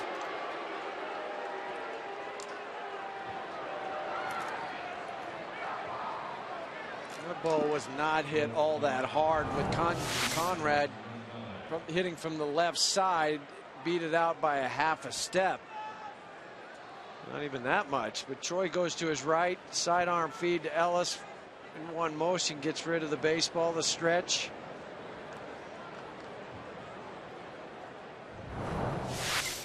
Pretty close. Alex Gonzalez. It was a little closer than it looked. He was safe. It was a good call by Joe West.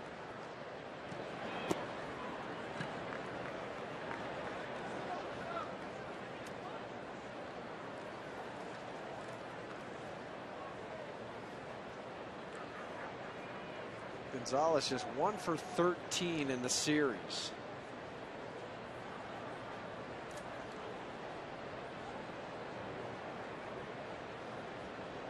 Conrad is with one stolen base, and he got a huge jump. He's got two now.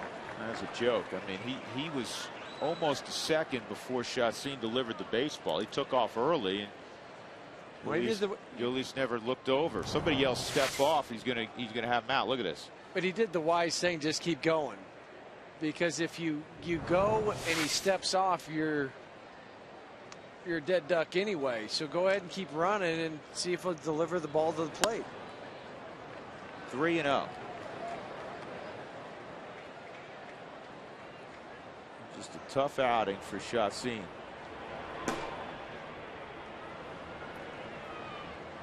And Matt's ready.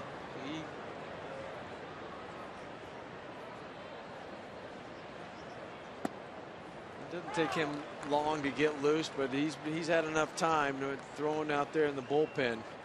And he's had a lot of rest too, so he could give the Rockies multiple innings. 110 pitches, 59 strikes, 51 balls. 4-4 game with 2 outs in the 5th inning.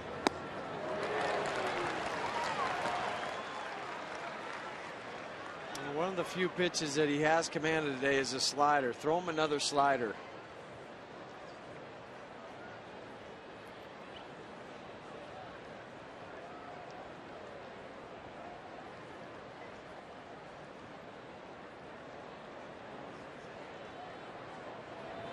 He went fastball and it's fouled off.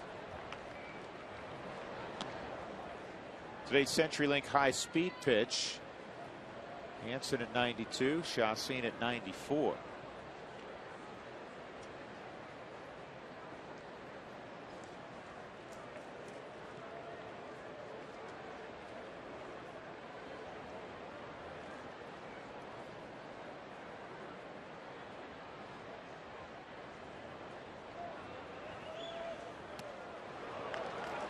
And that's going to be off.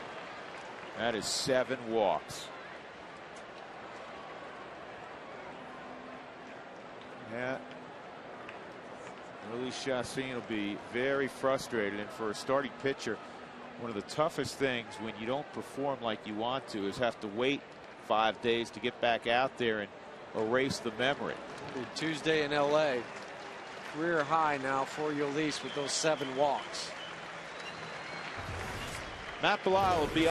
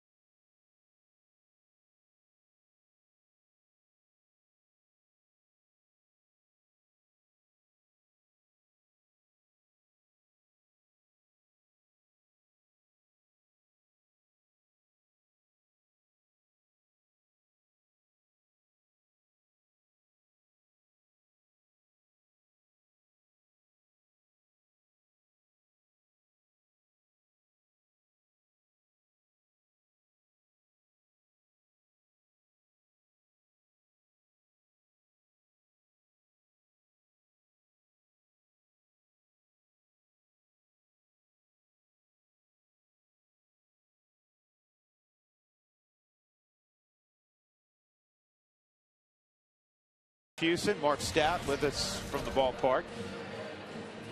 Fans, if you'd like to receive text message alerts when the Rockies score 7 or more runs for the Rockies Taco Special, text the keyword taco to 720-720. Nate McLouth with 2 outs and 2 on will face Matt Belisle.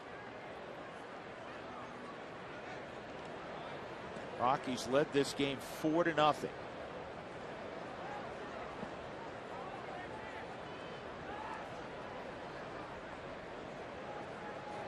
McLouth a walk and a ground ball to short. And a bullet base hit, and Atlanta will take the lead. Here comes Brooks Conrad. 5 for Atlanta. Well, you play bad baseball, you pay for it. In this case, it's not bad defense, it's just bad pitching. I mean, you've walked 7 guys in the ball game. And when you do that, typically you're not leading. No, and then you make the bad pitch with the slider that's more like a fastball to McLouth. Troy dives for it just out of his reach. It was hit too hard. But that many base runners, and you only give up 5 hits, but a lot of base runners, a lot of traffic out there. It's unfortunate. You had a 4-0 lead. You're feeling pretty good. You're up against Tommy Hanson. But it goes back to the inconsistencies across the board. You know, it's something that Chacín has dealt with. You know, this is just his 42nd start in his big league career. It's something he's dealt with from day one of his career, but he's managed it well. And there's some outings where he really handles things well, and there's other outings where he's pitched, you know, through some control issues. Today he was unable to do it. Hanson smelling a base hit. Ellis going to throw him out. But it's certainly a concern when 3 of his last 6 starts he's walked 6 or more. 5-4 Braves.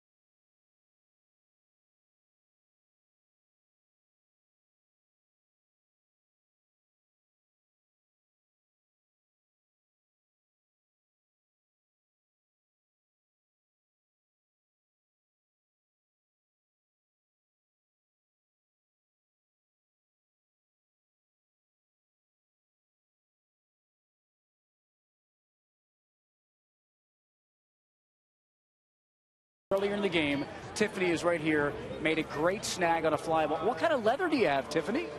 I don't know, Rawlings. You look like you played ball. Did you play ball in the past? 16 years of competitive softball. We're showing the replay right now. Tell us your style and your technique to take it away from the guy behind you. I don't know, I just saw it coming. I just stood up and decided to grab it. What position did you play? Second base. So you can play a little bit. A little bit. Well, we made you a bit of a star today. Nice grab. We love people to grab on the fly. And the best was his reaction behind you. I'll have to watch it as a replay. He couldn't believe it. He couldn't believe it. It was a lot of fun. Thanks, Tiffany. Thank you. All right, Drew, Jeff. All right, Mark. Congratulations. Yes, she's got a great glove down that left field line. Well, the Rockies now have to regroup offensively. For the first time in the game, they're facing a deficit. Carlos Gonzalez got the Rockies off on the right foot today. A first inning home run against Tommy Hanson, then a ground ball to second. Here's the Coors Light Cold Hard Blast. Gargo with one of those high drives to the bullpen in right center field. His 15th home run of the year.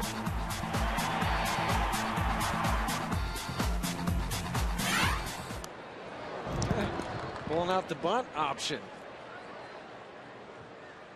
Teams are going to have to start playing Carlos in over at third base, because he showed it enough now that it's part of his bag of tricks.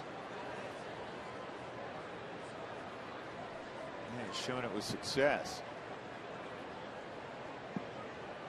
5 runs, 5 hits for Atlanta. 4 runs, 5 hits for Colorado. And Cargo hits a high fly ball that's going to drift foul. He just missed that. He's hurt, though. Oh, man. Oh, boy, that's the same wrist.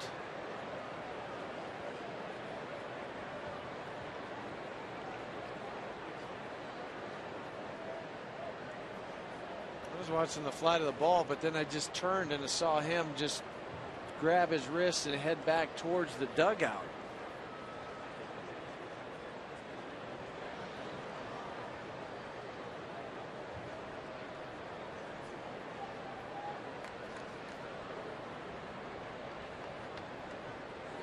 And he's been playing every day, and he's starting to get hot. You saw obviously the base hit to win the game last night, the home run earlier. And when it was bothering him a little bit would be if he swung and missed. He didn't swing and miss right there. But you wonder if that top hand came off like we've seen before, or if it was just on the swing.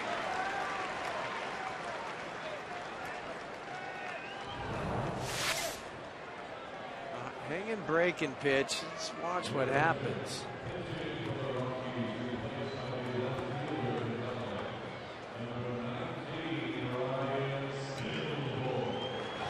Oh, he hit himself. His hand did come off. Yeah, and it's interesting, you know, you're watching his face. The bottom hand came off, but there wasn't, you know, you didn't see any discomfort on his face there. It's when the bat followed through and hit it. Yeah, I mean, you just got to be kidding me with the way things have rolled lately. So Spilborghs will assume the at-bat. I've never seen that. Where the bat following through and hitting the bottom hand that comes off. Of the player. You see it hit the catcher a lot of times.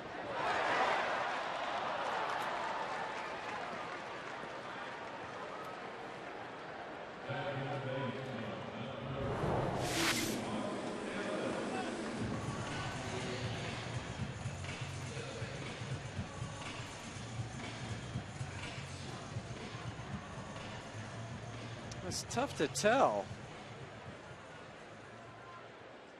Do you know what? I don't think it. Looking at that again, the bat didn't. I think if we watch his face,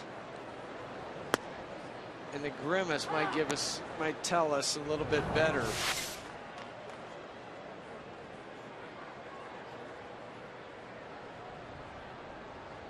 No, it didn't hit it.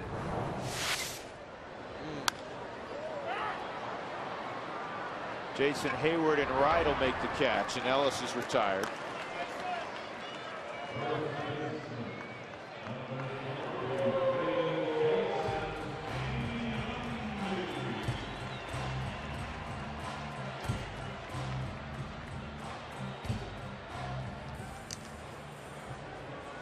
And then you just wonder if it's in that same area that he hurt when he ran into the wall. Well, you have to assume that it is. As soon as we hear anything, we'll let you know. Now, Giambi robbed of a double his last time up. Fly ball down the right field line that was fairly well hit, a little bit toward the end of the bat. Hayward made a sliding catch right on the right field line. It's our Coors Light Fritz Cam, in fact, a sliding catch by Jason Hayward. Brought to you by Frost Brewed Coors Light, the world's most refreshing beer. 2-0's in there, 2-1.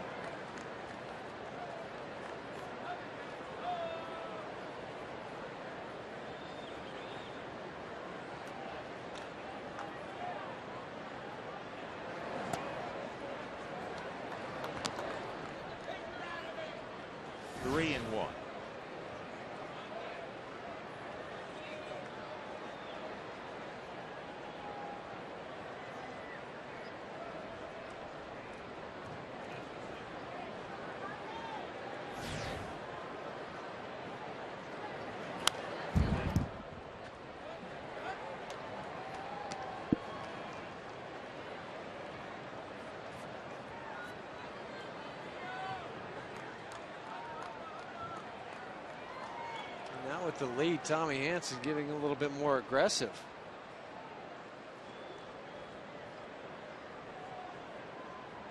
Figure he still wants to stay away from middle half against Giambi. He set up away. He missed in, though. Giambi had a pitch to hit there. What I meant by aggressiveness is that we saw a lot of breaking pitches early, sliders, curveballs, not quite as many fastballs.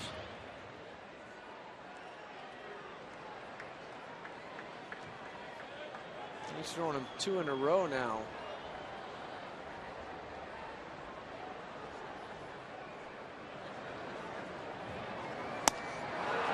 Hanson strikes out Giambi. And that inning, a 1-2-3 inning for Hanson, and we see the departure of Cargo.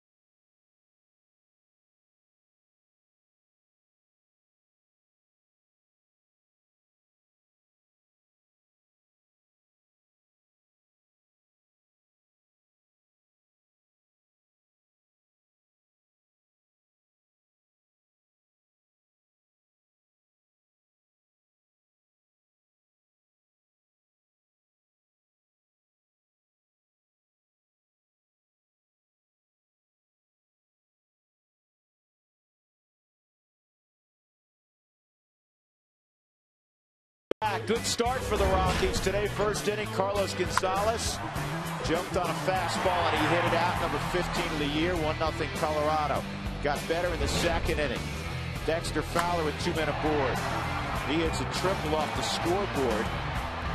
And then he would steal home on a missed squeeze attempt by Chacín. It was 4-0 Colorado. All's good, right? Now the problem is Chacín was walking about every other hitter, and then he gave up a home run to Hayward to make it 4-2. And now the Braves lead at 5-4. Matt Belisle in relief of Chacín, who goes 4 2/3. He gives up 5 runs, 4 hits. He walked 7, a career high, and 4 punch outs. Spielborgs obviously stays in the game for Gonzalez. So Toyota talk inning. Martin Prado behind 1-2. Well, we asked you what's the most exciting play in baseball. Jody from Utah, she had to pick one. It'd be a walk-off. Walk-off for your team. Like last night for the Rockies.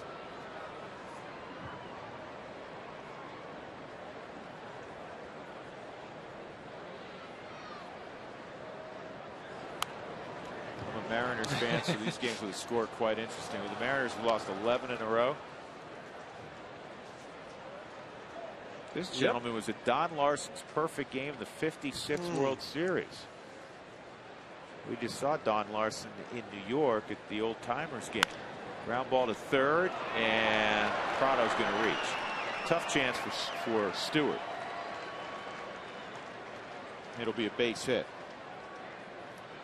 The extra top spin off the bat of Prado. Ian dropped down and spun. It was just hit so hard, went off the end of his glove.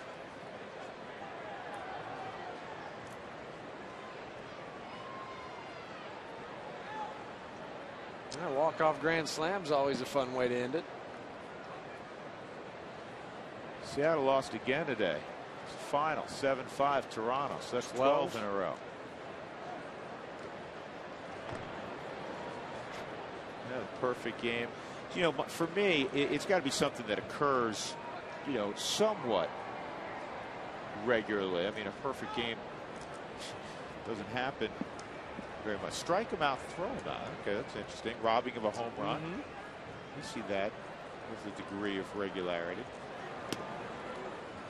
Hayward takes a strike.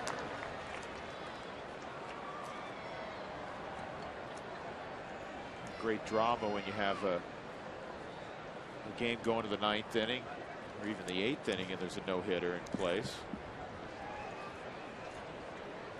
See more of those in the last couple of years. Yep. More opportunities for him also. Yeah, triple. Watching guys who really are fast, run the bases, the Jose Reyeses, the Dexter Fowlers. That is exciting. Looks like a walk-off winner.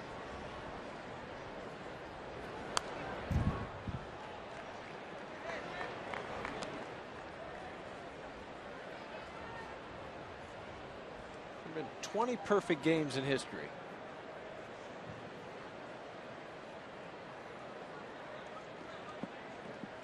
Suicide squeeze, yeah. We had almost a suicide squeeze, but we did have a steal of home today.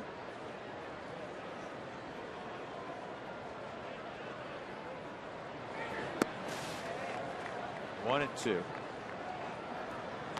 Real 2-6-3 double play. You don't see that frequently. No. Usually with a bunt attempt, it doesn't go anywhere. Catcher pounces on it. Picks it up. Fires to second.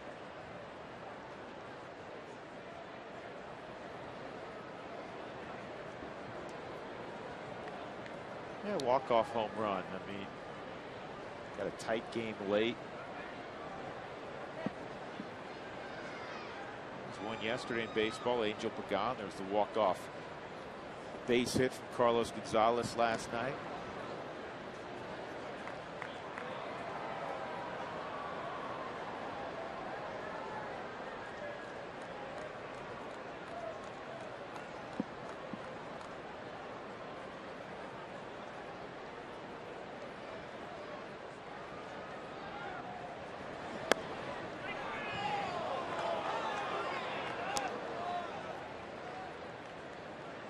Two on Hayward.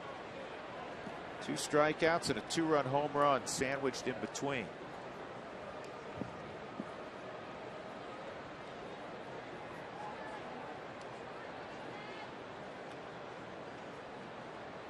There goes the runner and it's fouled off. Prado will come back.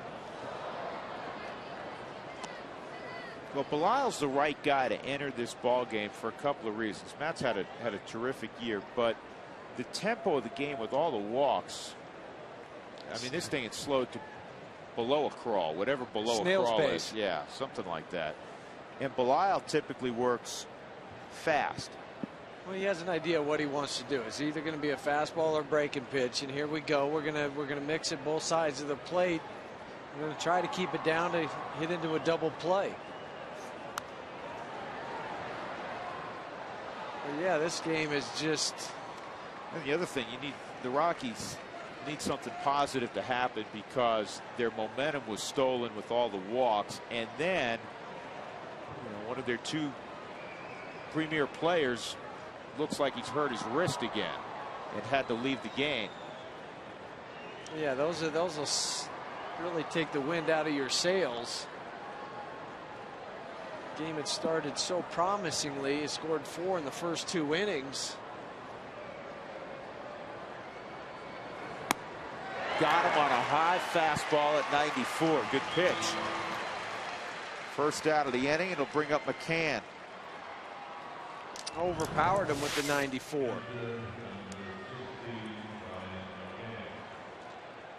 Jason Hayward will get a long swing occasionally, and that one was a long swing.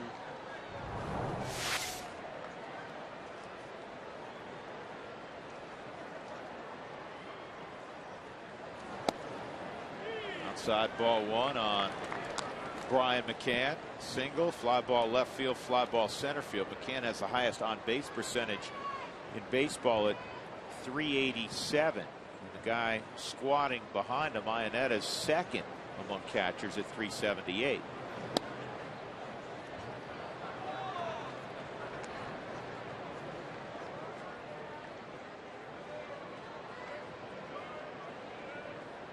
The shot is Chad Fairchild's with his hand on his hip, kind of tells the story.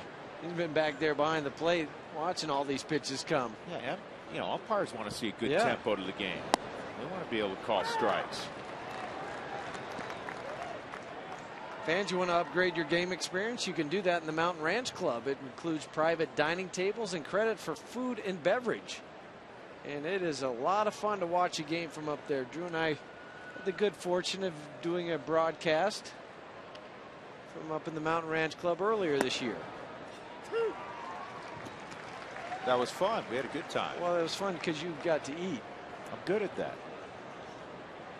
Really good. Told you many times, you got to do in life what you're good at. Food out up there is outstanding.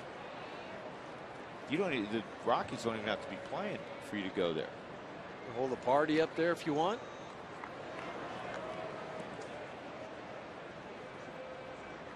Maybe a rehearsal dinner. Had one of those. Been a long time. A while ago.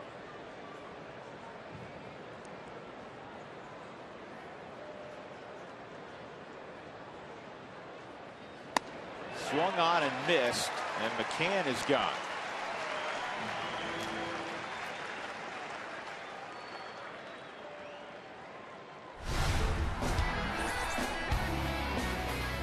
Colorado Lottery replay with Freddie Freeman coming up. Freeman tied up the baseball game with a solo home run in the 5th inning. His 6th against the Rockies this year.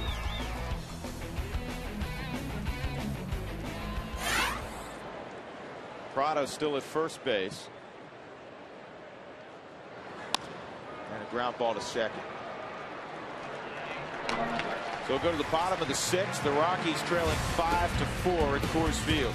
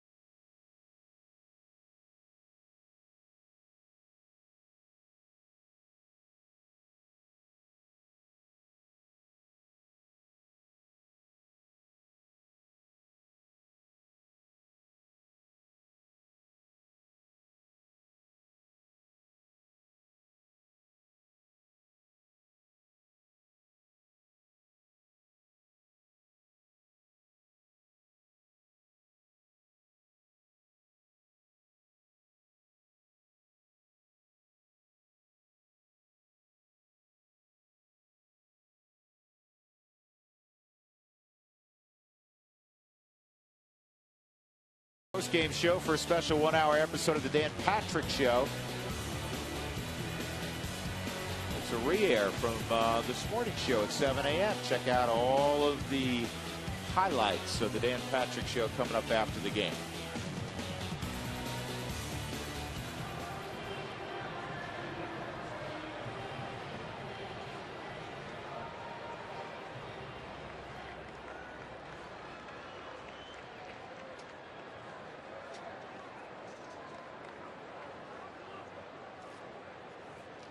Tulowitzki, Smith, and Stewart. The Rockies have not had a base runner since the 3rd inning. 8 in a row retired by Tommy Hanson. Tulowitzki, in fact, had the last base hit. It's a soft line drive to center field in that 3rd inning. Rockies had runners at 2nd and 3rd with 2 outs in that inning, did not score.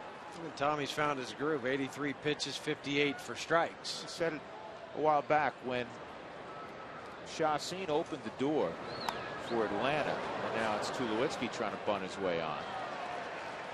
When he opened the door for Atlanta and they quickly barged through, it not only gave life to Atlanta, it gave new life to Tommy Hanson, who's coming off an outing in which he gave up a season-high 5 runs to Washington, and he's probably thinking, oh no, here I go again. Right, but instead they kind of kicked the door down and said, okay, if you want to leave it open, I'll take advantage of it, and that's why they're 16 games above 500. I mean, you can get away with that if you're playing a team that is at 500 or below, or they wouldn't take advantage of it. But the teams that are in the hunt, like Atlanta, 5 games up in the wild card, 4.5 back in the division, they're going to find a way to scratch out some runs. I don't know about the bunt attempt there for Troy, because there's a base hit. If the Rockies are down 3 or 4, okay, you know, they change something up.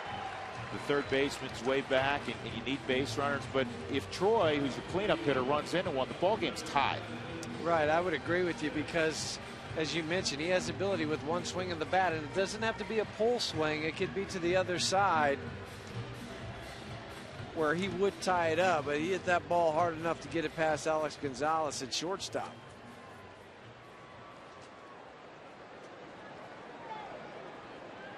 Smith at the plate. And the other thing too, Drew, at first base with Troy in that leg, the opportunity to steal a base isn't there either.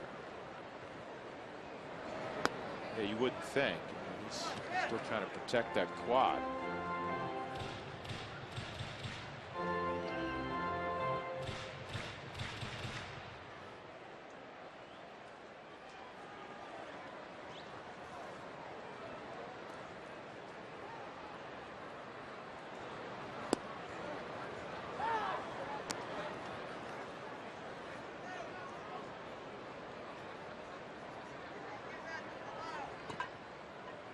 Smith, a line drive to Freeman in the 2nd, and he hit into a fielder's choice also to Freeman in the 3rd inning.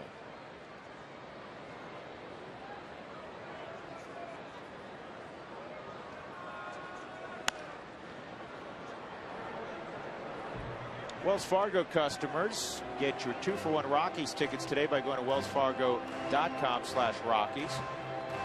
Wells Fargo Bank, member FDIC. The guy down the right field line just made a nice play on that ball. Because he dropped down. Insulted him earlier. No, he just dropped down to one knee, made sure the hands were out in front of him. Before it got through the 5-hole, he's not going to let that happen this time. He's had some action today, hasn't he? Well, he's learned how to play the wall out there. He's got that carom down. Every angle. That's your home ballpark. You should.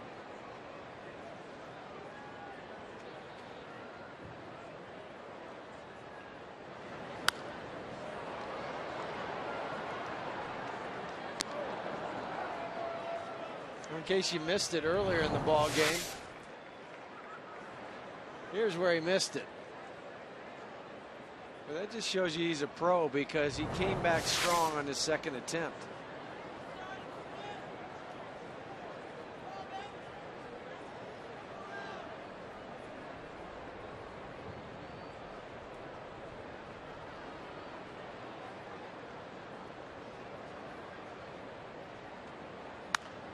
this ball is driven to right, and it is a fair ball.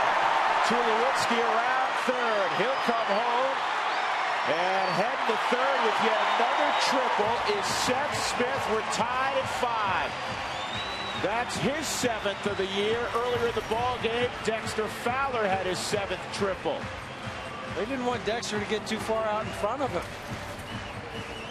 Guess not. Well, Seth will get this triple. He just able to keep it fair just enough. Lands right on the chalk or paint that's down the first baseline. Safe at third. Safe and secure. New York Life 5-5, 6th inning. Nobody out. And the Braves are going to bring their infield in.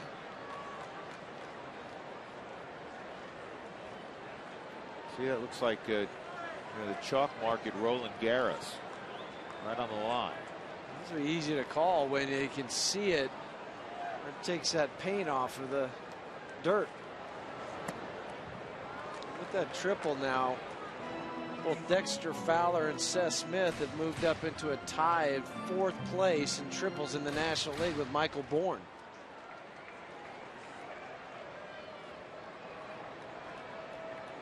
There's the 1-0 to Stewart.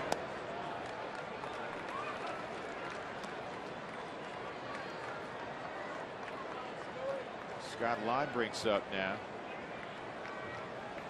George Sherrill just joined Linebrink.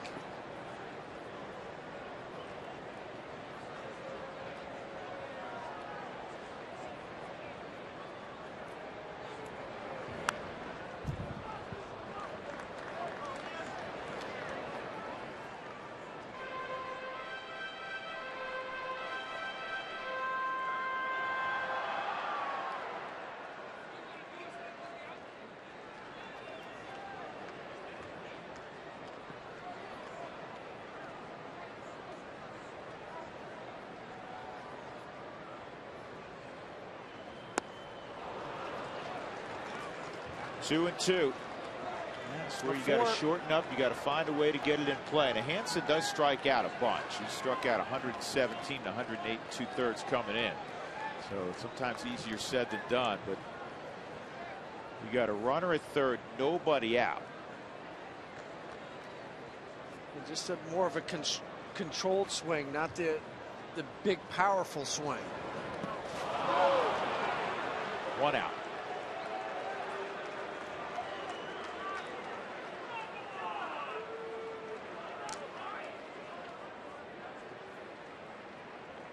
That'll bring up Iannetta.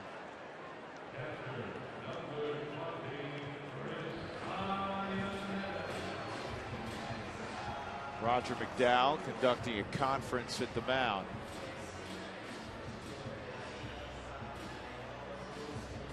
Matt Reynolds just got up a few moments ago.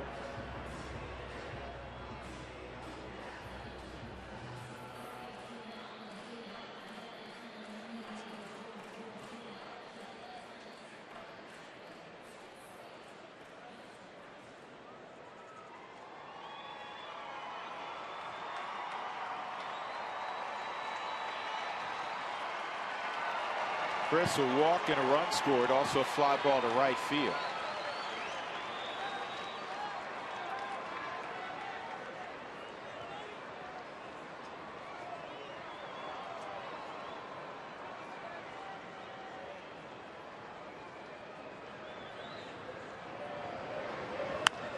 And Iannetta lifts it to center field. It's pretty shallow.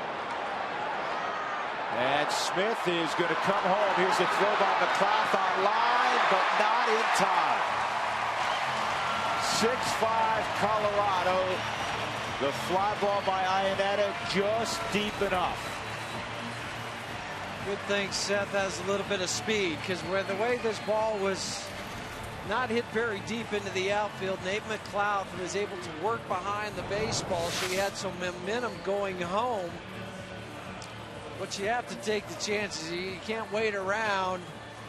You throws you out. He throws you out. You've already tied the game up. McLeod, a little extra hop. That allowed Seth to slide right underneath of the tag of Brian McCann. Brian McCann was trying to act like, oh, there's no throw, there's no play, and then slap the tag down on him. McCann's just standing there, and then he reacts at the last moment. He's got his foot right by the base. Seth does exactly what you're supposed to do. Slide into that foot, kind of move it out of the way, and then get your foot onto the plate.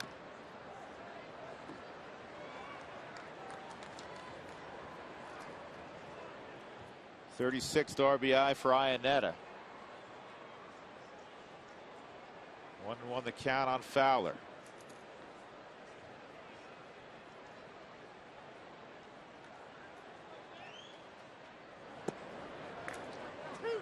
Also takes Yolis Chassin off the hook.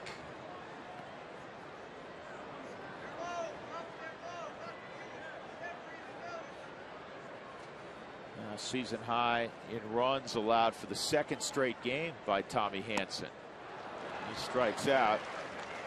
Dexter Fowler in the inning. A single by Tulowitzki, a triple by Smith, and a scoring fly ball by Iannetta. 6-5 Colorado.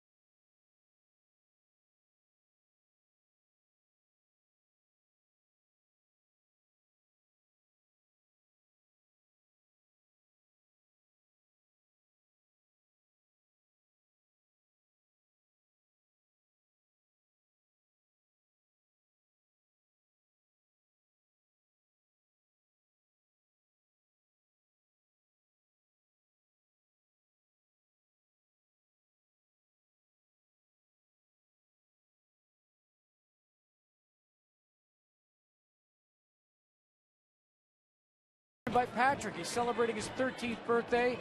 He's a Cherry Creek Little Leaguer. He plays second. I want to tell you about Alex Gonzalez, the shortstop of the Braves. It was this week, last year, that the Braves acquired him from the Toronto Blue Jays. Now, Freddie Gonzalez was out of work then, technically. Everybody knew he was going to be the guy that took over for Bobby Cox. But I said, what about that deal? Did they consult you? And you get, yeah, Bobby Cox called me right after the deal because he goes way back with Alex Gonzalez to when he was with the Marlins. And he told me that, guys, in this spring training, he had a debate with a writer because he said, Alex Gonzalez has a gold glove. He has to. That's how good he is for this team. He does not, but he told me Gonzalez has probably helped them win up to a dozen games at shortstop this year. Drew, Jeff? Well, he was second coming into today's game in assist to Tulowitzki at shortstop. Veteran guy. .983 fielding percentage, is fourth coming into the series as far as total chances, well over 400. Sure-handed guy. His batting average has dropped off from where it's been in the past, but with shortstops and guys that play up the middle, if you know when that ball's hit it's going to be an out, that's a comforting feeling. 2-1 on Hinsky. 47th appearance for Matt Reynolds. Yeah, that's second among all National League rookies, trailing only Craig Kimbrell of the Atlanta Braves, who has 49.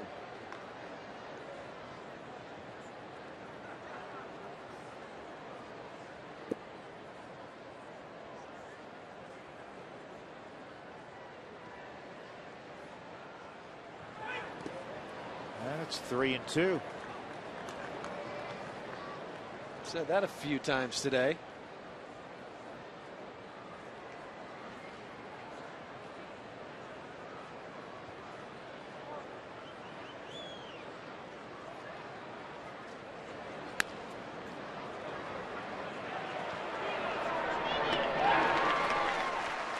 Too many times today. Good play by Tulowitzki.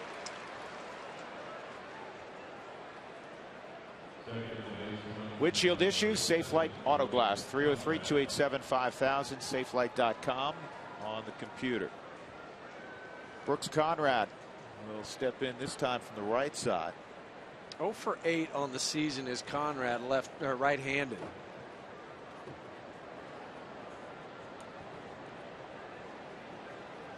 It's only his 4th start this year at second base. We were in Atlanta. He got some starts at third with the injury to Martin Prado. .320 lifetime hitter against the Rockies. Yeah, 5 starts at third. One of the leading pinch hit guys.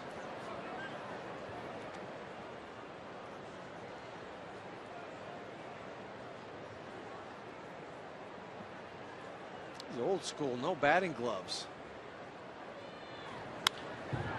He may have just tied this ball game up if it stays fair. Fair ball. Brooks Conrad with his 4th home run of the year, and it is 6-6. His first hit right-handed this year.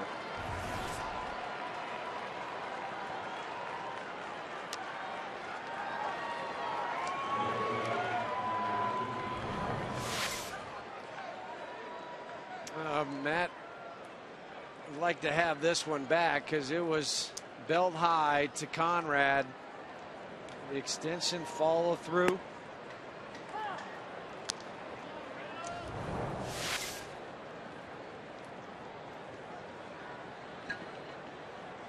This is the 9th hit he's allowed against righties this year. Fowler's got a long run, and he's not going to be able to catch that. Gonzalez will have a double.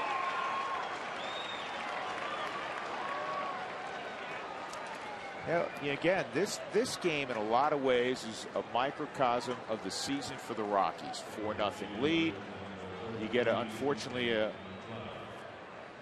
not a good pitching performance from Chacin, who's been very good this year. Walked 7. You give the run, you give the lead away. Then the Rockies rally. They take a lead, and the bullpen can't hold it. We talked about it earlier. When you get good offense one day, the starting pitching's not there. If the starting pitching's good, the bullpen hasn't been good. Vice versa. And that's why you have a. That's where you're at in the standings. 9.5 games back. It's just it's the inconsistent part of this ball club. And in all facets.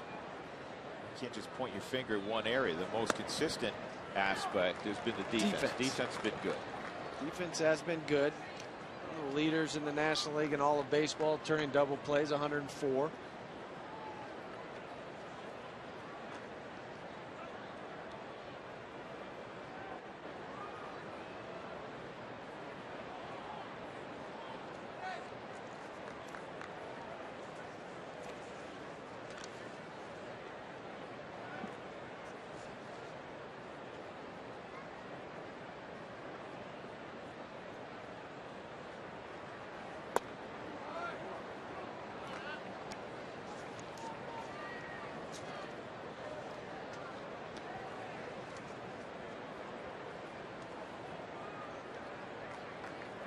Atlanta today 1 for 6 with runners in scoring position. 2-1, and that is going to get by Smith. It's going to roll all the way to the wall. Gonzalez scores, and McLeod, who can really run, is going to end up at third. 7-6 Atlanta. Smith gambled, and it didn't pay off.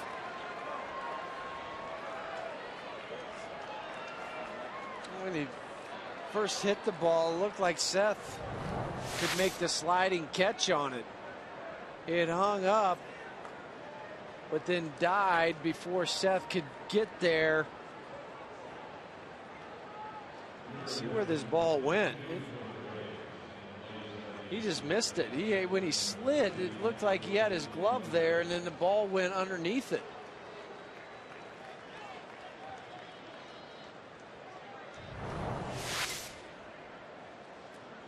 It scored a triple. An RBI from McLeod. Jim Tracy will take the baseball from Matt Reynolds. Home run, double, triple after he got Hinsky on a ground ball to short.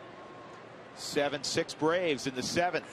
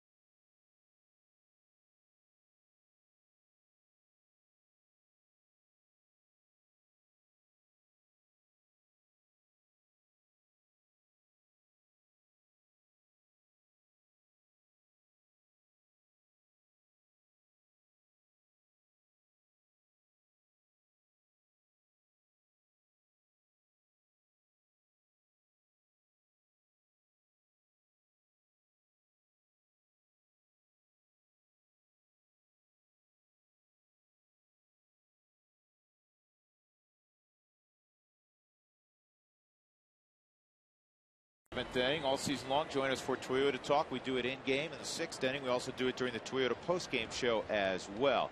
So we invite your comments. The way you do it, text Toyota followed by a space and then those comments to 720-720. Wilkin Ramirez with the infield in, 1 out, and McLeod at third base will face Matt Lindstrom.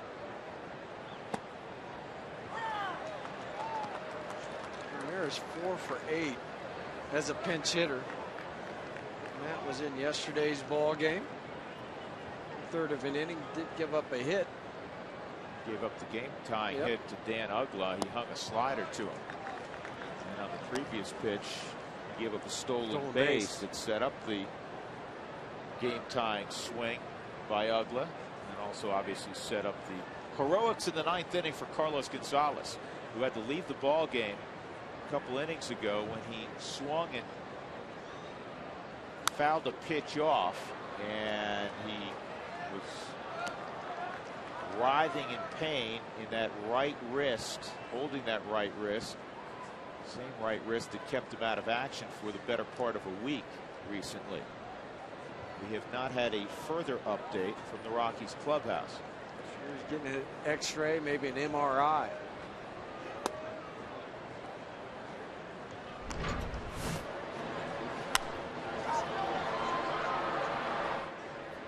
Just watch his face in the grimace.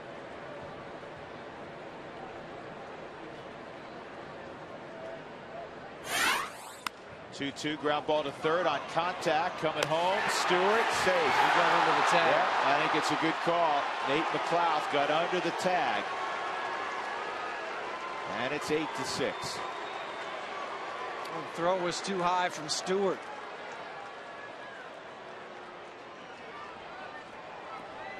That's why you go back a couple innings ago and the Rockies had, you know, an opportunity. We talk about getting the ball in play. Wilkin Ramirez got it in play at a corner, and McLeod, who runs well, going on contact, and sometimes good things happen. Let's see where the throw is. He took Chris over towards the outside part of the line instead of being able to stay there and block the plate for McLeod. It was the right call from Chad Fairchild.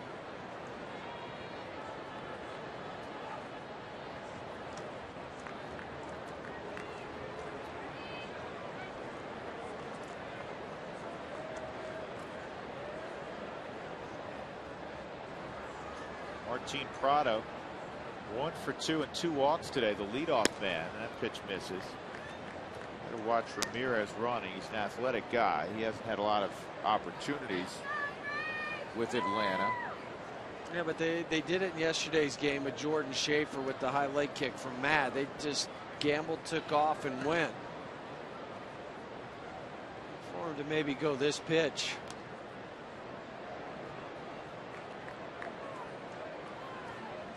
And you can afford to do that when you're up by a couple runs in the 7th inning in Atlanta's bullpen. That's an ideal opportunity. You also have a 1-ball count already on Prada.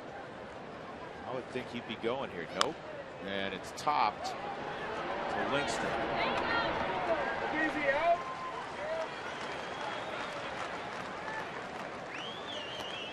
1-3 fielder's choice.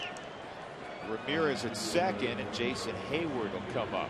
Hayward is 1 for 4 and 3 punch-outs. The one, though, was a 2-run home run back in the 3rd, which at the time got Atlanta on the board. They trailed 4-0. Yeah, hit it right off the top of the fence out by the bullpen. Caramden. It was a shot similar to what Carlos hit back in the 1st inning.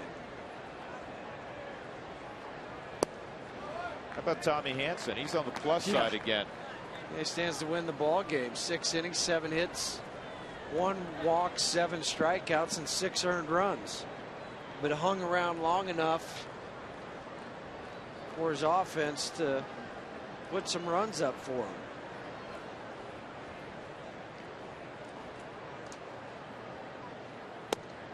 Two 2-0. Root Sports Red Alerts. Keep you updated about the latest in Rockies happenings all year long. Text the word alerts to 720-720. And you'll get updates right to your phone.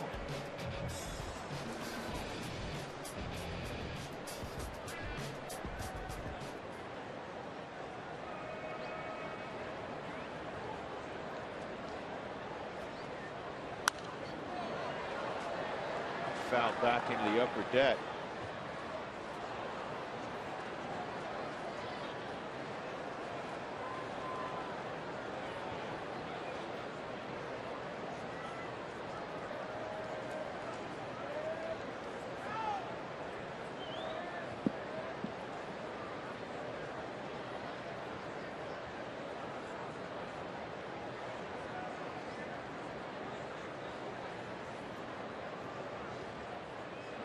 Here's a 2-1 to Hayward.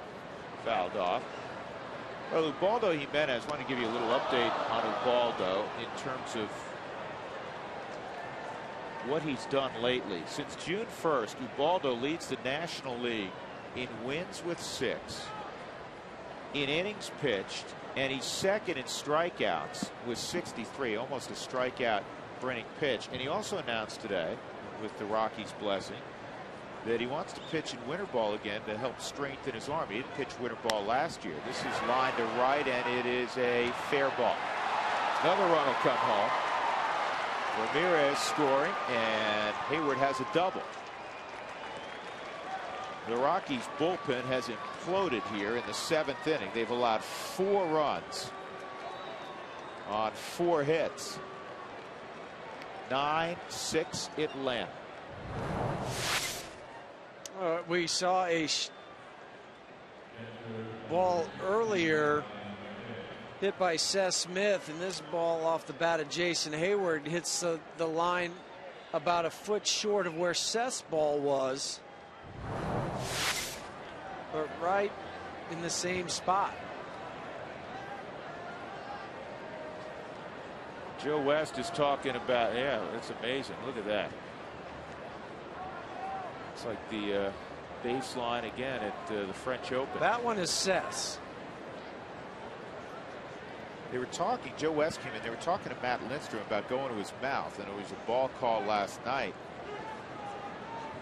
against Juan Nicasio for going to his mouth while he's on the mound. I guess they were warning him because they obviously didn't move the runner to 3rd. Brian McCann at the plate, 8th man to hit here in the 7th inning. Anyhow, to finish the Ubaldo story, Ubaldo would like to play winter ball for a club he's played for before in Santo Domingo, Licey. to help build up the arm strength. Help build up the arm strength. He feels like he was way too far behind going into this spring training. You know, you hear advice from different players, and he admires Pedro Martinez. And what works for one, I think Pedro Martinez later in his career didn't pitch winter ball. He's a 200+ inning guy, and that's what Ubaldo was last year. He's like, you got to rest, you got to rest. Well, every guy is different, especially depending on how old you are. Right, and so he decided maybe I don't want to throw winter ball. I want to take it because I only have so many throws in my arm. Well, he's seen that didn't work for him personally. So now he wants to go back throwing winter ball again. Can hits this in the air to center, left center to be precise, and Dexter runs it down. But then be ready for spring training come next year.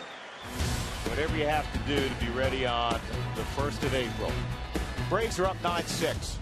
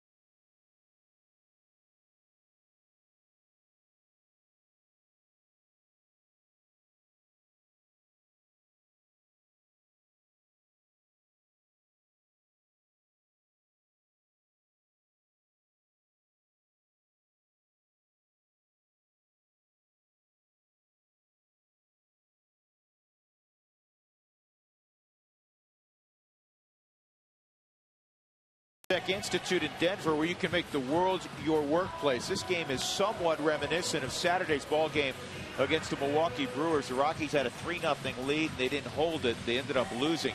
They had a 4-0 lead this afternoon against Tommy Hanson. Jolie Chassin, who will not figure in the decision, had no command of his fastball. He walked a career-high 7 in 4 2/3. The bullpen has not performed well. They just gave up 4 runs in the 7th.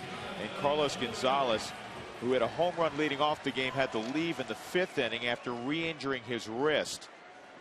Other than that, it's been a splendid afternoon. Very nice weather. Yeah. Scott Linebrink here in the bottom of the 7th. Johnny Herrera is going to pinch hit. 9-1-2 for the Rockies. Spielborg's on deck.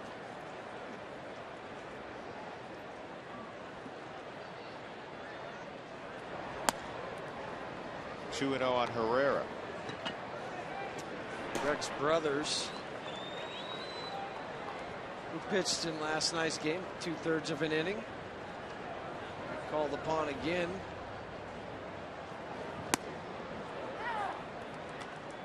Line break, the 34-year-old, earlier in this series, an inning, nothing across the board. Can still throw 93, 94 miles an hour. He was sitting on 95 when we saw him in his last appearance. The pitchers of record, Tommy Hanson, despite giving up 6 runs in 6 innings, is on the plus side, and Matt Reynolds is on the south side.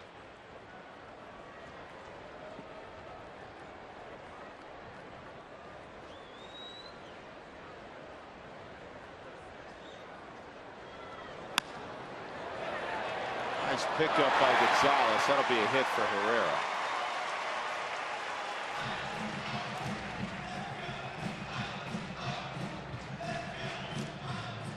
Ryan Spilborghs, who's 6 for 13 on the homestand, will come up. With the little slice on the ball from the left-handed bat, worked away from Gonzalez, and this was going to be a hard play for him anyways, because even after if he were to catch the ball, and I know he had it briefly for a second, but with the transfer, knowing that you have to get rid of the ball quickly, it came out, but he wasn't going to be able to get Jonathan anyway. Inside.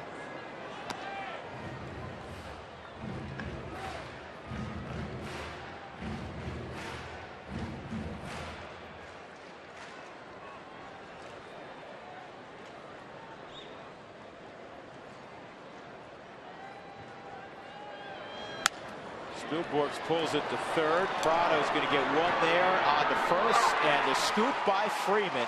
It's a 5-4-3 double play. It wasn't pretty, but it was effective. Well, the only thing pretty about it for the Braves was that pick at first by Freeman. And Prado goes to his left and goes down to catch this.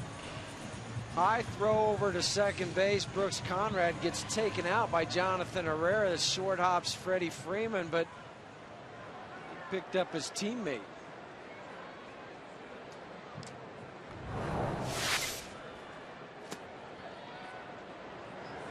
Mark Ellis takes a strike. Mark is 1 for 3. And that is not a short hop. That's an in-between hop. Freddie with his eyes behind his glove watched it all the way in.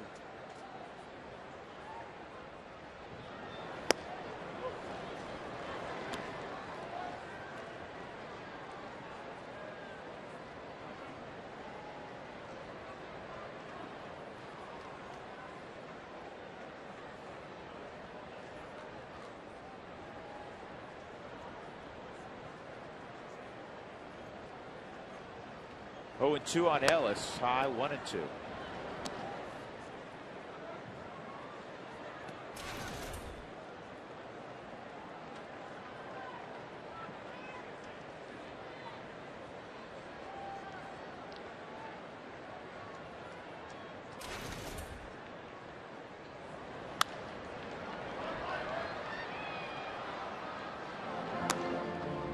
This copyrighted telecast is presented by authority of the Colorado Rockies. It may not be reproduced or retransmitted in any form, and the accounts and descriptions of this game may not be disseminated without the express written consent of the Colorado Rockies.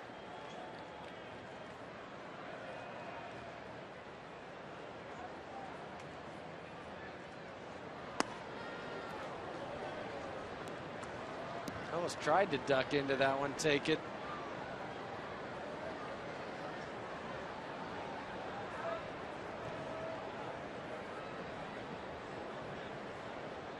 Padres Scott Linebrink.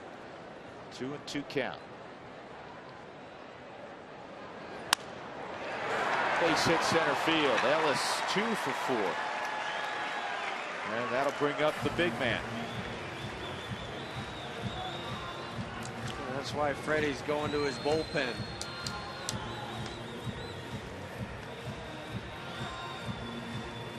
Well, when you have 3 lefties that you have a great deal of confidence in, it's an easy decision for Freddie Gonzalez. George Sherrill will be coming in. No, it's going to be O'Flaherty, excuse me. 9-6 Atlanta.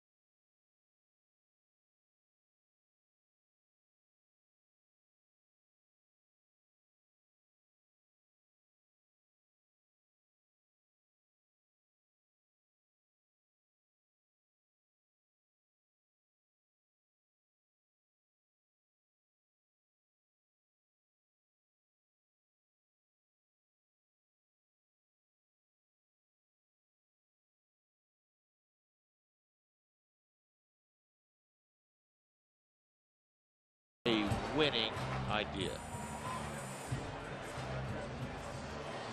Rocky, ice cream will make you feel better when your home team's losing, too. 9-6 the score.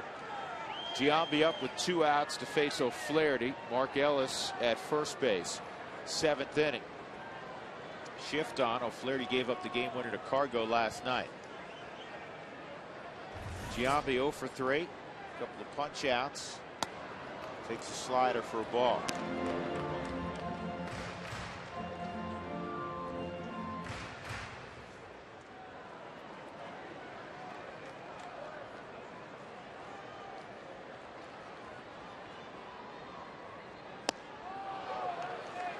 One and one. The sliders to left-handers are the sweeping variety, not the late sharp break on it.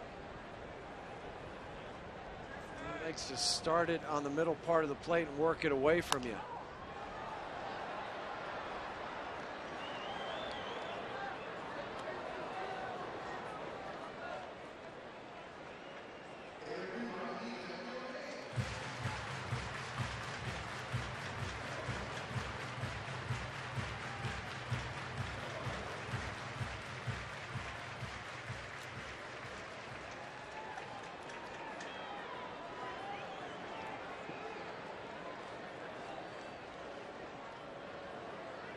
Here's the 1-2 to Jason.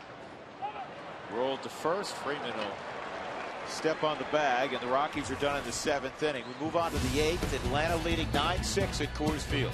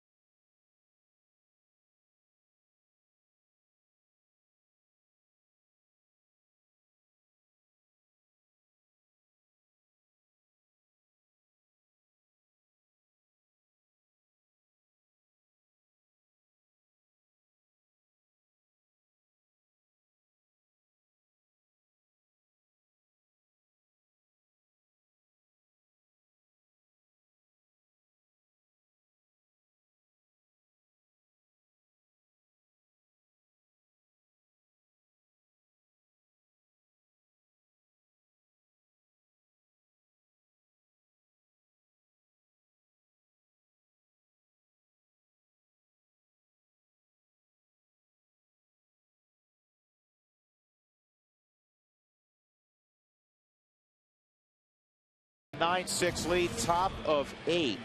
They scored 4 last inning against Reynolds and Lindstrom. 3 runs charged to Matt Reynolds in a third of an inning. Matt Lindstrom charged with 1 run in 2/3 of an inning. Now Rex Brothers on. He'll face Freddie Freeman, Eric Hinsky, and Brooks Conrad in the 8th. Well, Rex had his consecutive scoreless appearance stopped last night, gave up a run. He's still been very effective during that time, just giving up 7 hits, 12 strikeouts. Freeman a single and a home run this afternoon. I haven't seen a better rookie. Danny Espinosa has been very good for Washington. Obviously, well, the he didn't have a great series against Colorado. That's the difference. They were able to control Espinosa. They walked him a few times, but really during that season he did not do anything like he had done or has been doing compared to Freddie Freeman. And Danny Espinosa in that series was 0 for 9.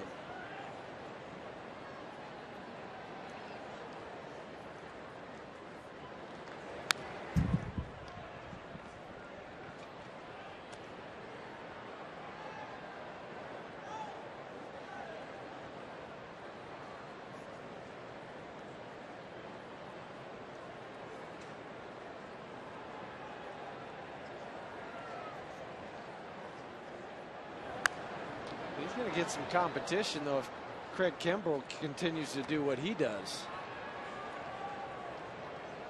With all the saves that he's accumulated, he has 29 now. If he ends up with over 40 saves, he's going to get a lot of consideration for Rookie of the Year. Yeah.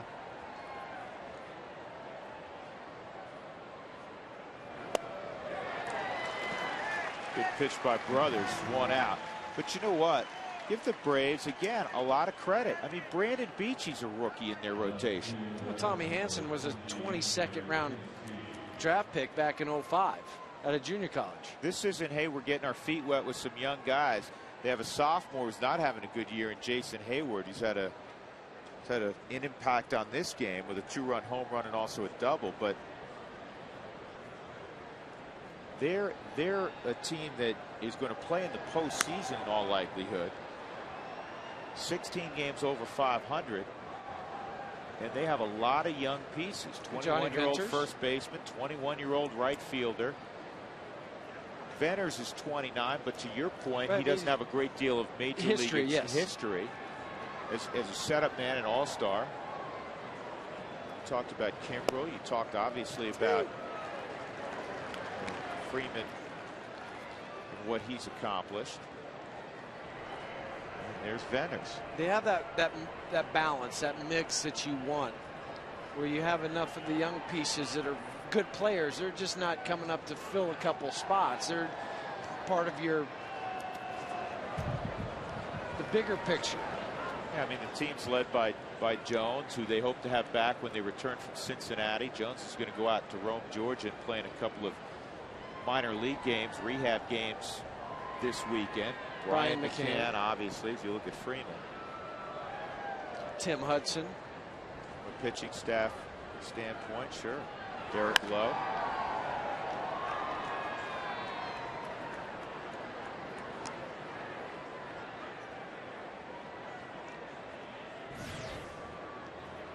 That's a neat thing they do here at Coors Field. They give the ball to those foul balls to fans.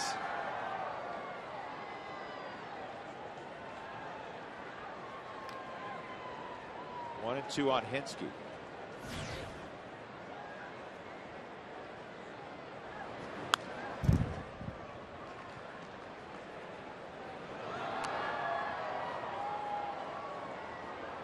The last National League pitcher to win Rookie of the Year back in 2003, Dontrell Willis.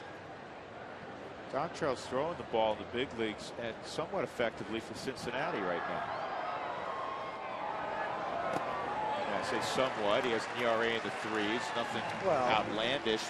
His last outing, he went 4 2/3. I think he gave up 2 runs and he only walked 1 guy. And he's pitching in the big leagues again. Yeah. Hard slider from Rex Brothers, buries it. The fall through. Chris blocks it. Able to tag out Hinsky for the strikeout put out. Conrad is 1 for 3 and a walk.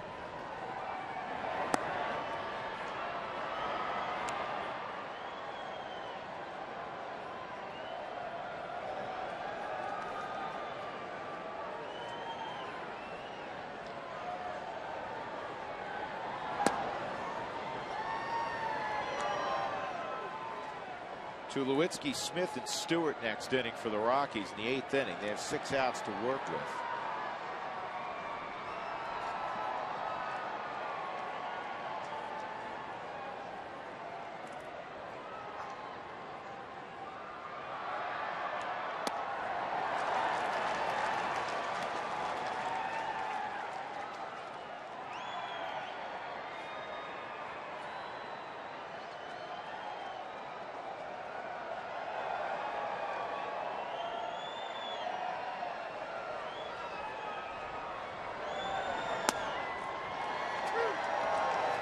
2-2. The way Rex has been throwing lately, he might get flip-flop rolls a little bit with Matt Reynolds. Get more late inning opportunities. Well, he got one yesterday. Got a couple of outs. He also gave up a hit. Probably a poor decision. Throwing a slider to Jordan Schaefer when Jordan Schaefer has trouble catching up to good heat. The pitch selection was his only problem yesterday. He's made a bad pitch selection. Ends up striking out the side. We'll go to the bottom of the 8th inning. The Braves up 3 runs, 4, 5, and 6 from Colorado when we return.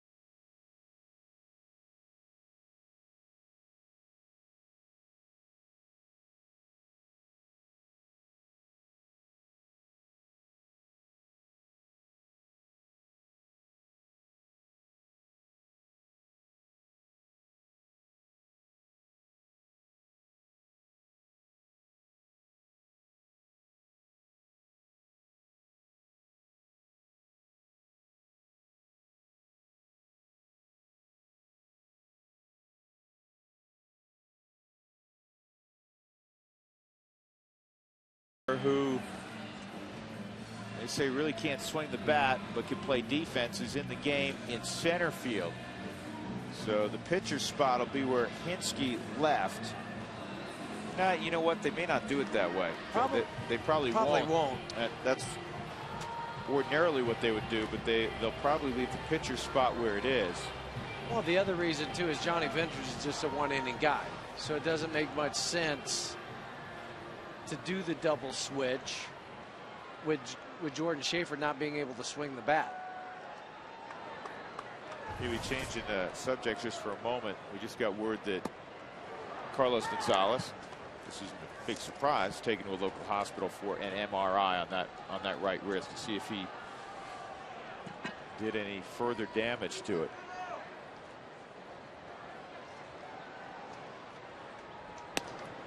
Couple of hits for Tulowitzki today.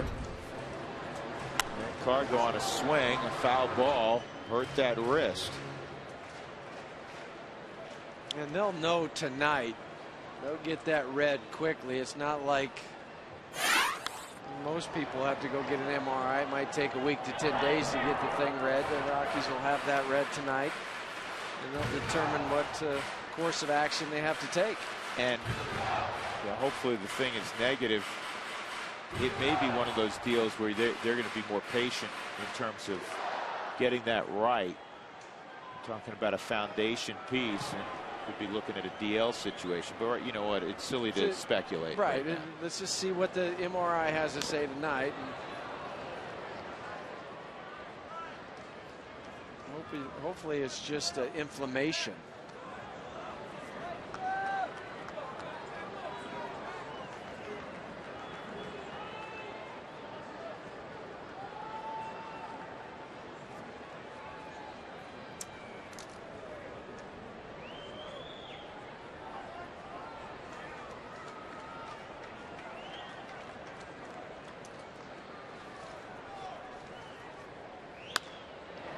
Line foul.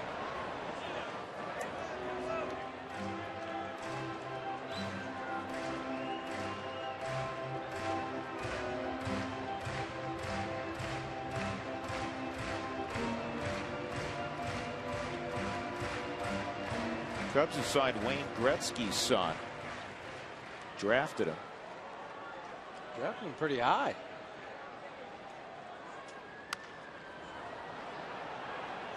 They'd worked him out into Arizona prior to the draft.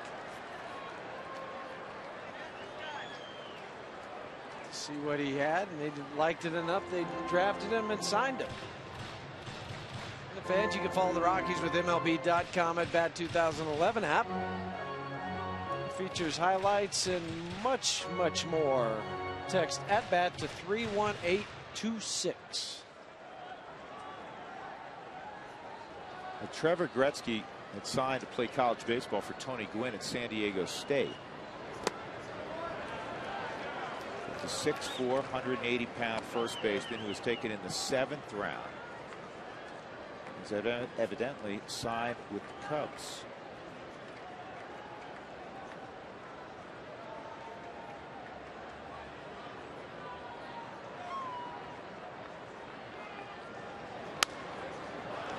Imagine the pressure that young man would be under if he decided to try to play hockey.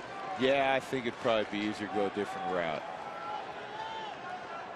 Well, I just saw it when I was with the Rangers and watching Reed Ryan, Nolan's son, and Reese play.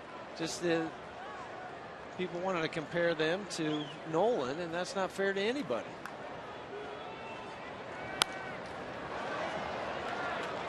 Tulowitzki handing out a lot of souvenirs.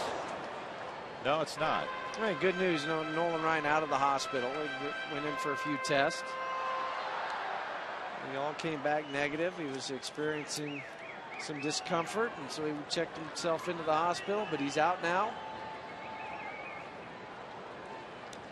Be back with the club in a few days after some rest.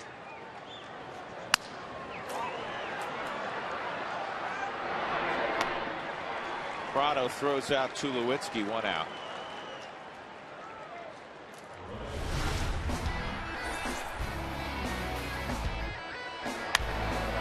Colorado lottery replay. Seth Smith's triple in the 6th inning to drive in a run. His 7th triple of the ball of the year. Dexter Fowler has 7 triples also.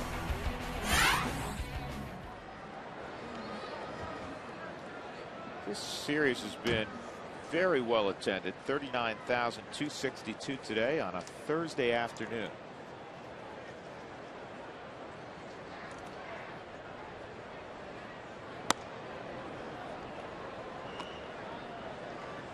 Other news around baseball. Terry Collins, the Mets manager, says he expects David Wright back in the lineup on Friday. Just got Jose Reyes back a few days ago. The Mets have said they're not going to move Jose Reyes. They haven't said that about Carlos Beltran. It's the Braves and the Phillies rumored to be I heard some the banners. most interest on Beltran. Line drive, that's off the glove of Prada. He had it. And it skipped off the top of his glove, be a base hit.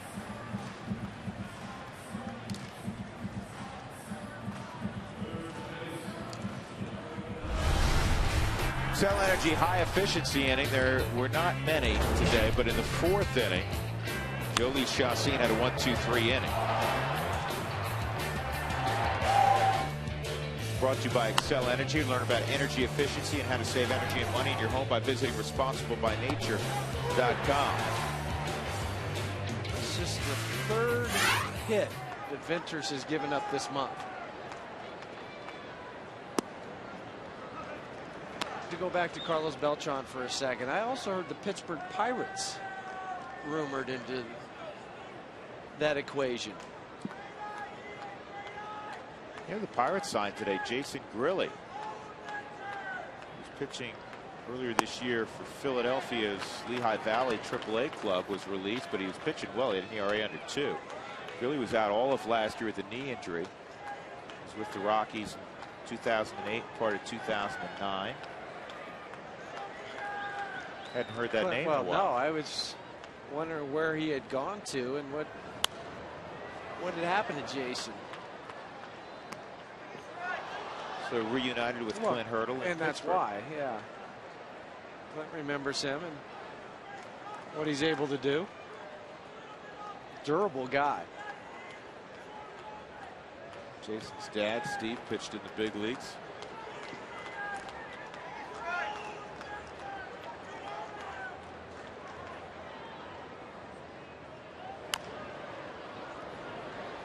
Other news is, you hadn't heard, Stephen Drew was injured last night in the game for the Diamondbacks. Slide at home plate.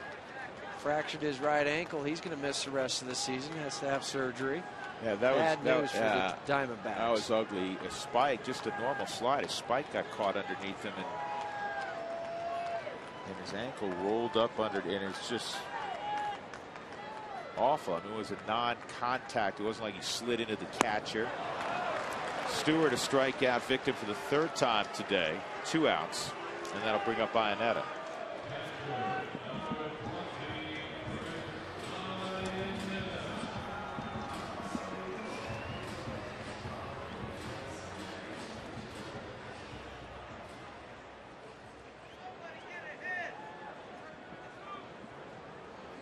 Walk, fly ball right field, and a sac fly to center field for Chris today.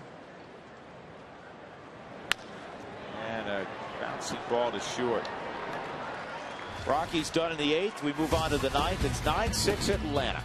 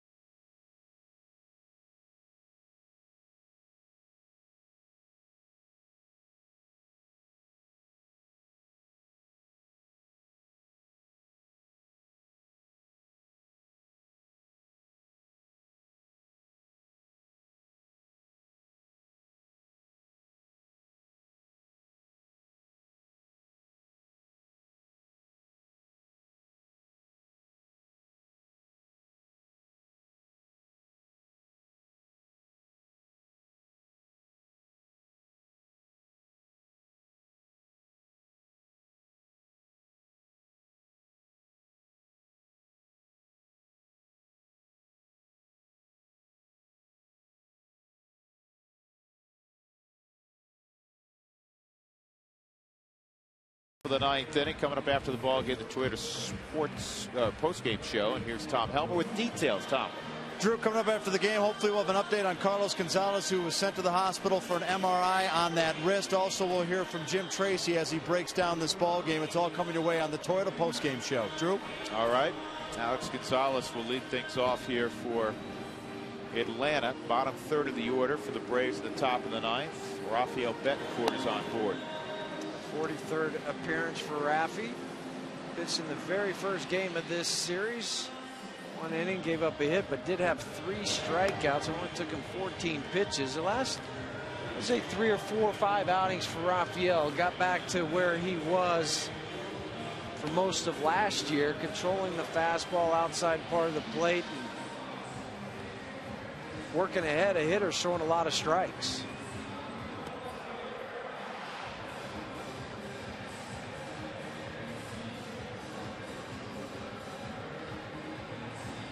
Other scores from baseball today. Blue Jays beat the Mariners 7-5, so it's 12 straight losses now for Seattle. In that ball game, Miguel Olivo hit his 13th home run in the loss for the Mariners, the former Rocky. Jared Weaver beat the Rangers 1-0. Weaver is now 13-4. Back-to-back wins now for the Angels over the Rangers, who had been riding a 12-game winning streak. Cardinals beat the Mets 6-2. Pujols hit his 21st home run. Westbrook over Nice. And the Padres beat the Marlins. They swept that series against Florida down in North Miami. Bell had his 28th save for San Diego. I wonder if he's going anywhere. Probably. He said he'd be willing to go as a setup guy somewhere else. I'm sure the Phillies are looking at him.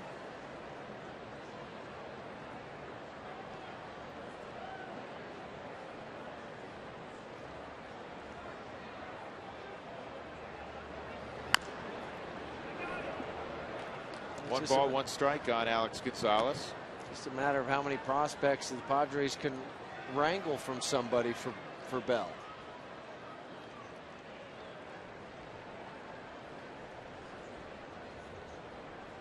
If the Rockies are unable to come back in this ball game, they're going to have a 4-4 road trip, or 4-4 homestand, and they're going to slip back to 500 on the season at home and 26-26. They'll go 2-2 against Milwaukee, and it would be 2-2 against Atlanta, 2-6 in the season series. He won the first 2 games against Milwaukee, and then lost the next 2. Lost the first one against the Braves. Really rebounded, but just that up and down roller coaster that's been the season. It's been the whole season, save the first 2 weeks where the Rockies were 11-2.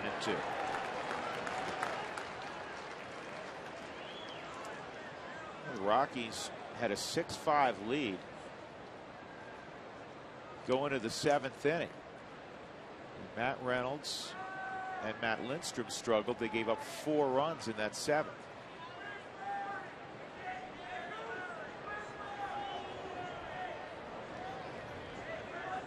2-2 on Gonzalez, and he is a strikeout victim.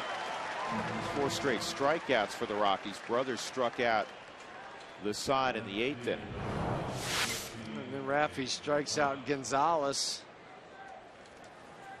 Chris put his glove down, doesn't hardly have to move it. Raised up just a little bit, and a strikeout of Gonzalez.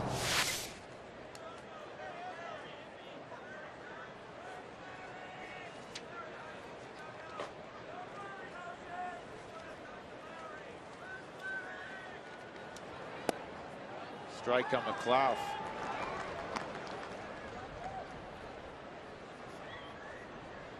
I said earlier Venner's 29. Venner's 26. Well, just his second year. He was a rookie last year. But that even leads more credence to the Braves and some of their young, youthful pitchers and players.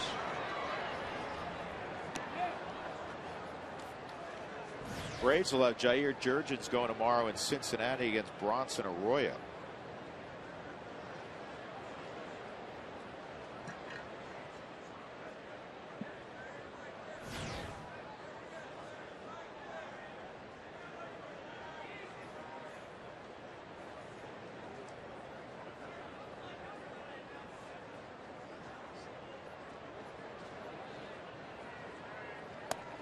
One and two.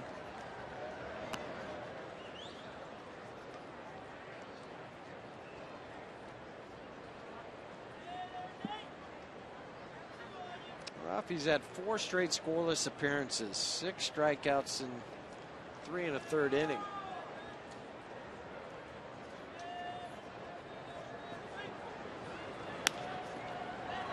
On 2 hops to Mark Ellis, 2 outs.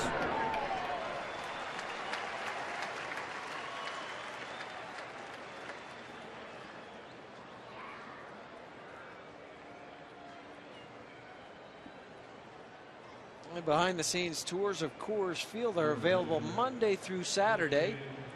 You can do it as a group or individually. It's available year round. Call 303 Rockies for more information. And during the move by Schaefer last inning by Freddie Gonzalez, it was an even up move as we thought it would be. So Julio Lugo is going to pinch hit here for Venners.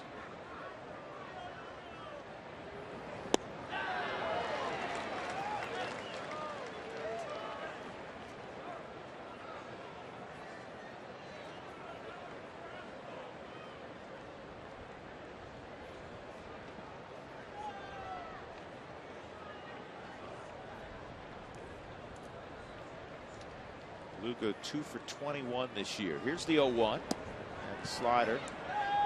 No swing.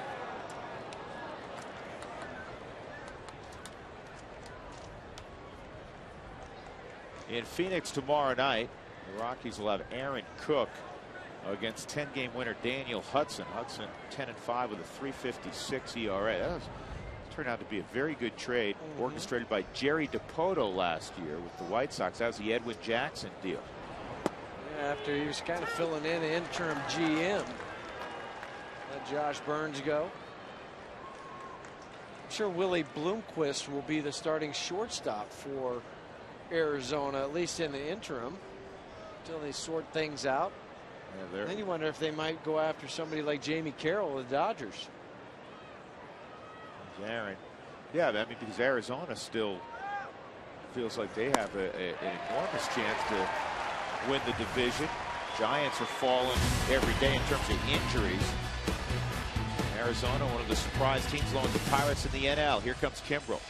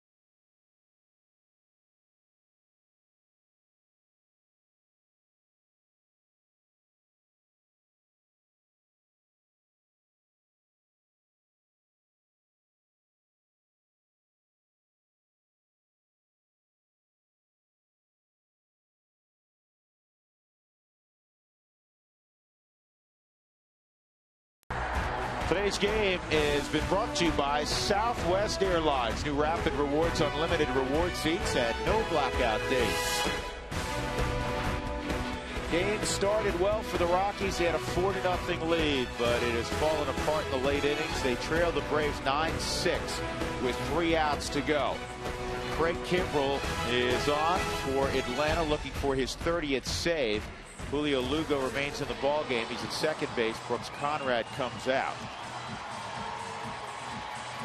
It's not going to be an easy task. Kimbrel in his 16th straight scoreless appearances, only giving up 4 hits. We saw him the first night of the series in the game that Derek Lowe started. Had 3 strikeouts in the inning. 22-year-old closer for the Atlanta Braves, a team trying to go 17 over 500. And the fastball is outside, ball 1. He's an Alabama native out of Wallace State Junior College. And if Kimbrel gets his 30th save, he'll match the rookie record set by Kerry Lightenberg back in 1998, the Braves rookie record. Name I hadn't heard for a while. Lightenberg. Yeah.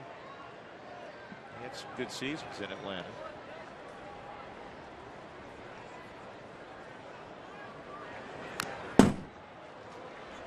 This guy looks like he has the stuff to be around for a while on the back end. Quick arm action. It's I know his setup and everything looks kind of different or funky, whatever you want to call it, because the way he drops that arm down and he's bending at the waist, and he'll come up and he'll put the foot really close off. But what makes him special is the arm speed. 95 to 97 on the fastball. Will touch 98, then the hard slider.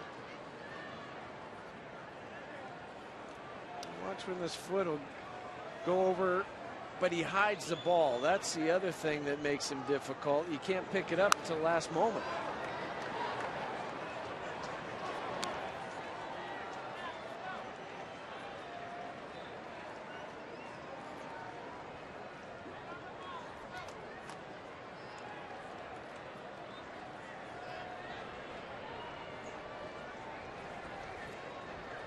2-2 on Fowler.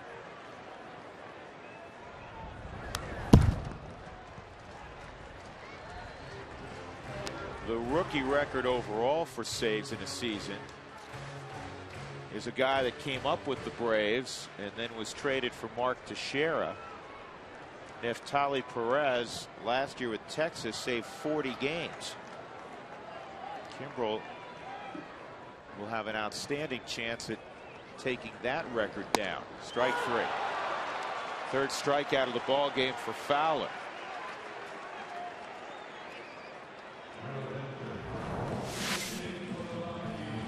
He went away, and that's where he put it. Outside corner, hit all quadrants on that at bat. Ty Wigginton will pinch hit here with 1 out.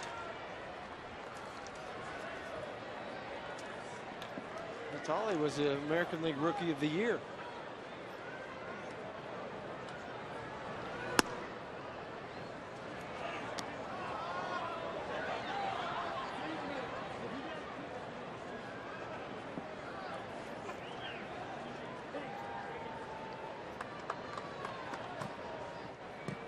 Outside 2-0 on Wigginton.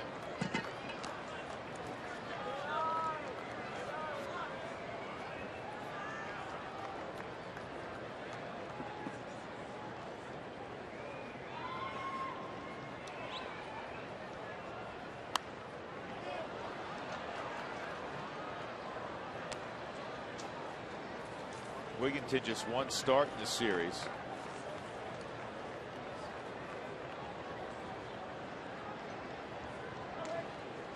And 0 for 4 on Monday.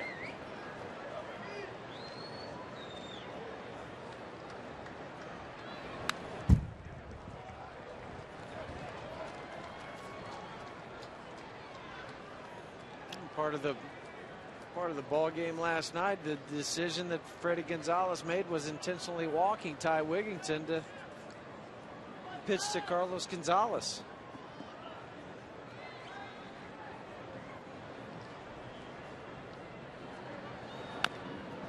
You go back to the trade that the Rangers and Braves made. The Teixeira deal to Atlanta. And Atlanta sent Elvis Andrus, Natali Feliz, Matt Harrison, and Jared Saltalamacchia to Texas. Texas got a lot in return. A closer and your starting shortstop. And it also gives you an idea, again, of just how deep this Brave system is. So it's not only guys they bring up, but it's been guys that they've been able to utilize in trades. That's the other purpose of a deep farm system. Well, that's what the Yankees had tried to do for a number of years. They'd go out and just try to trade their guys to sign guys in development so they could trade it. Freddie Freeman in foul ground. 2 outs in the 9th inning.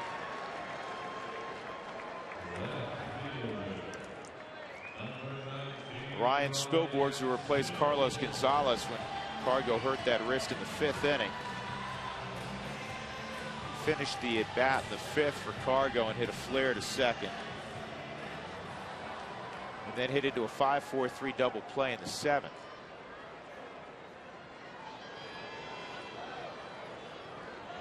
Rockies have 6 runs on 10 hits, but they've given up 9 runs on 10 hits.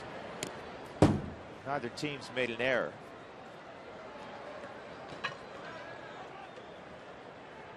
Tommy Hanson is in line for the victory, and Matt Reynolds is on the short end of things. Tough outing for Yoeli Chacín. Couldn't get out of the 5th inning.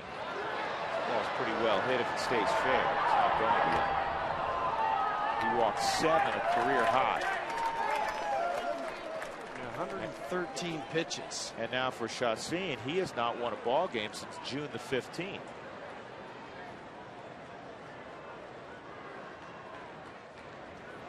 They had the hard luck loss out in Washington, gave up only 1 earned run.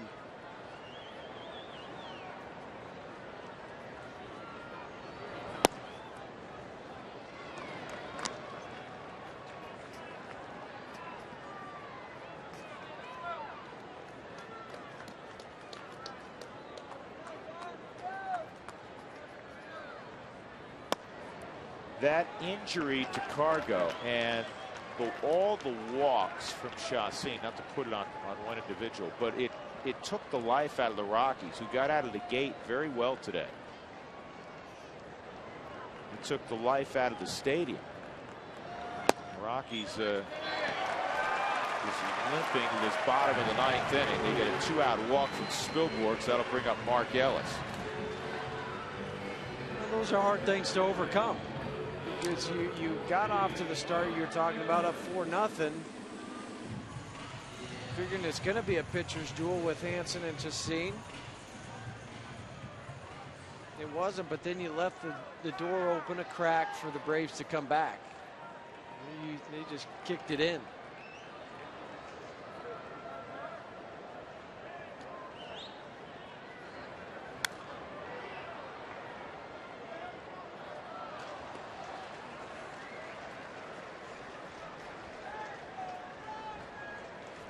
Well, this was a homestand that began. The Rockies felt like they had to naturally reestablish themselves at Coors Field, go and win, 6 games hopefully at the minimum.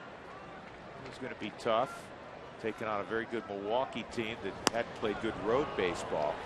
Spilborghs moves up, and then this Atlanta Braves team.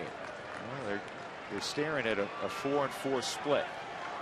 And a 26-26 record at home. Right. I think that one to me just really jumps out, and it's shocking. And strike 3. That's the ball game.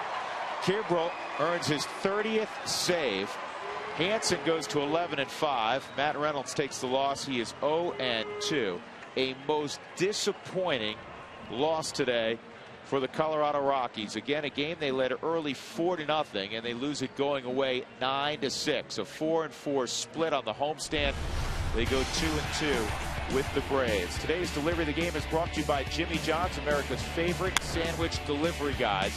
Left on left, slumping Nate McLeod to the line drive to right. It was misplayed by Seth Smith into a run-scoring triple. The Braves scored 4 in that 7th inning to go from a 6-5 deficit to a 9-6 advantage. So the Braves win it. Again, the final 9-6 over the Rockies. We invite you to stick around.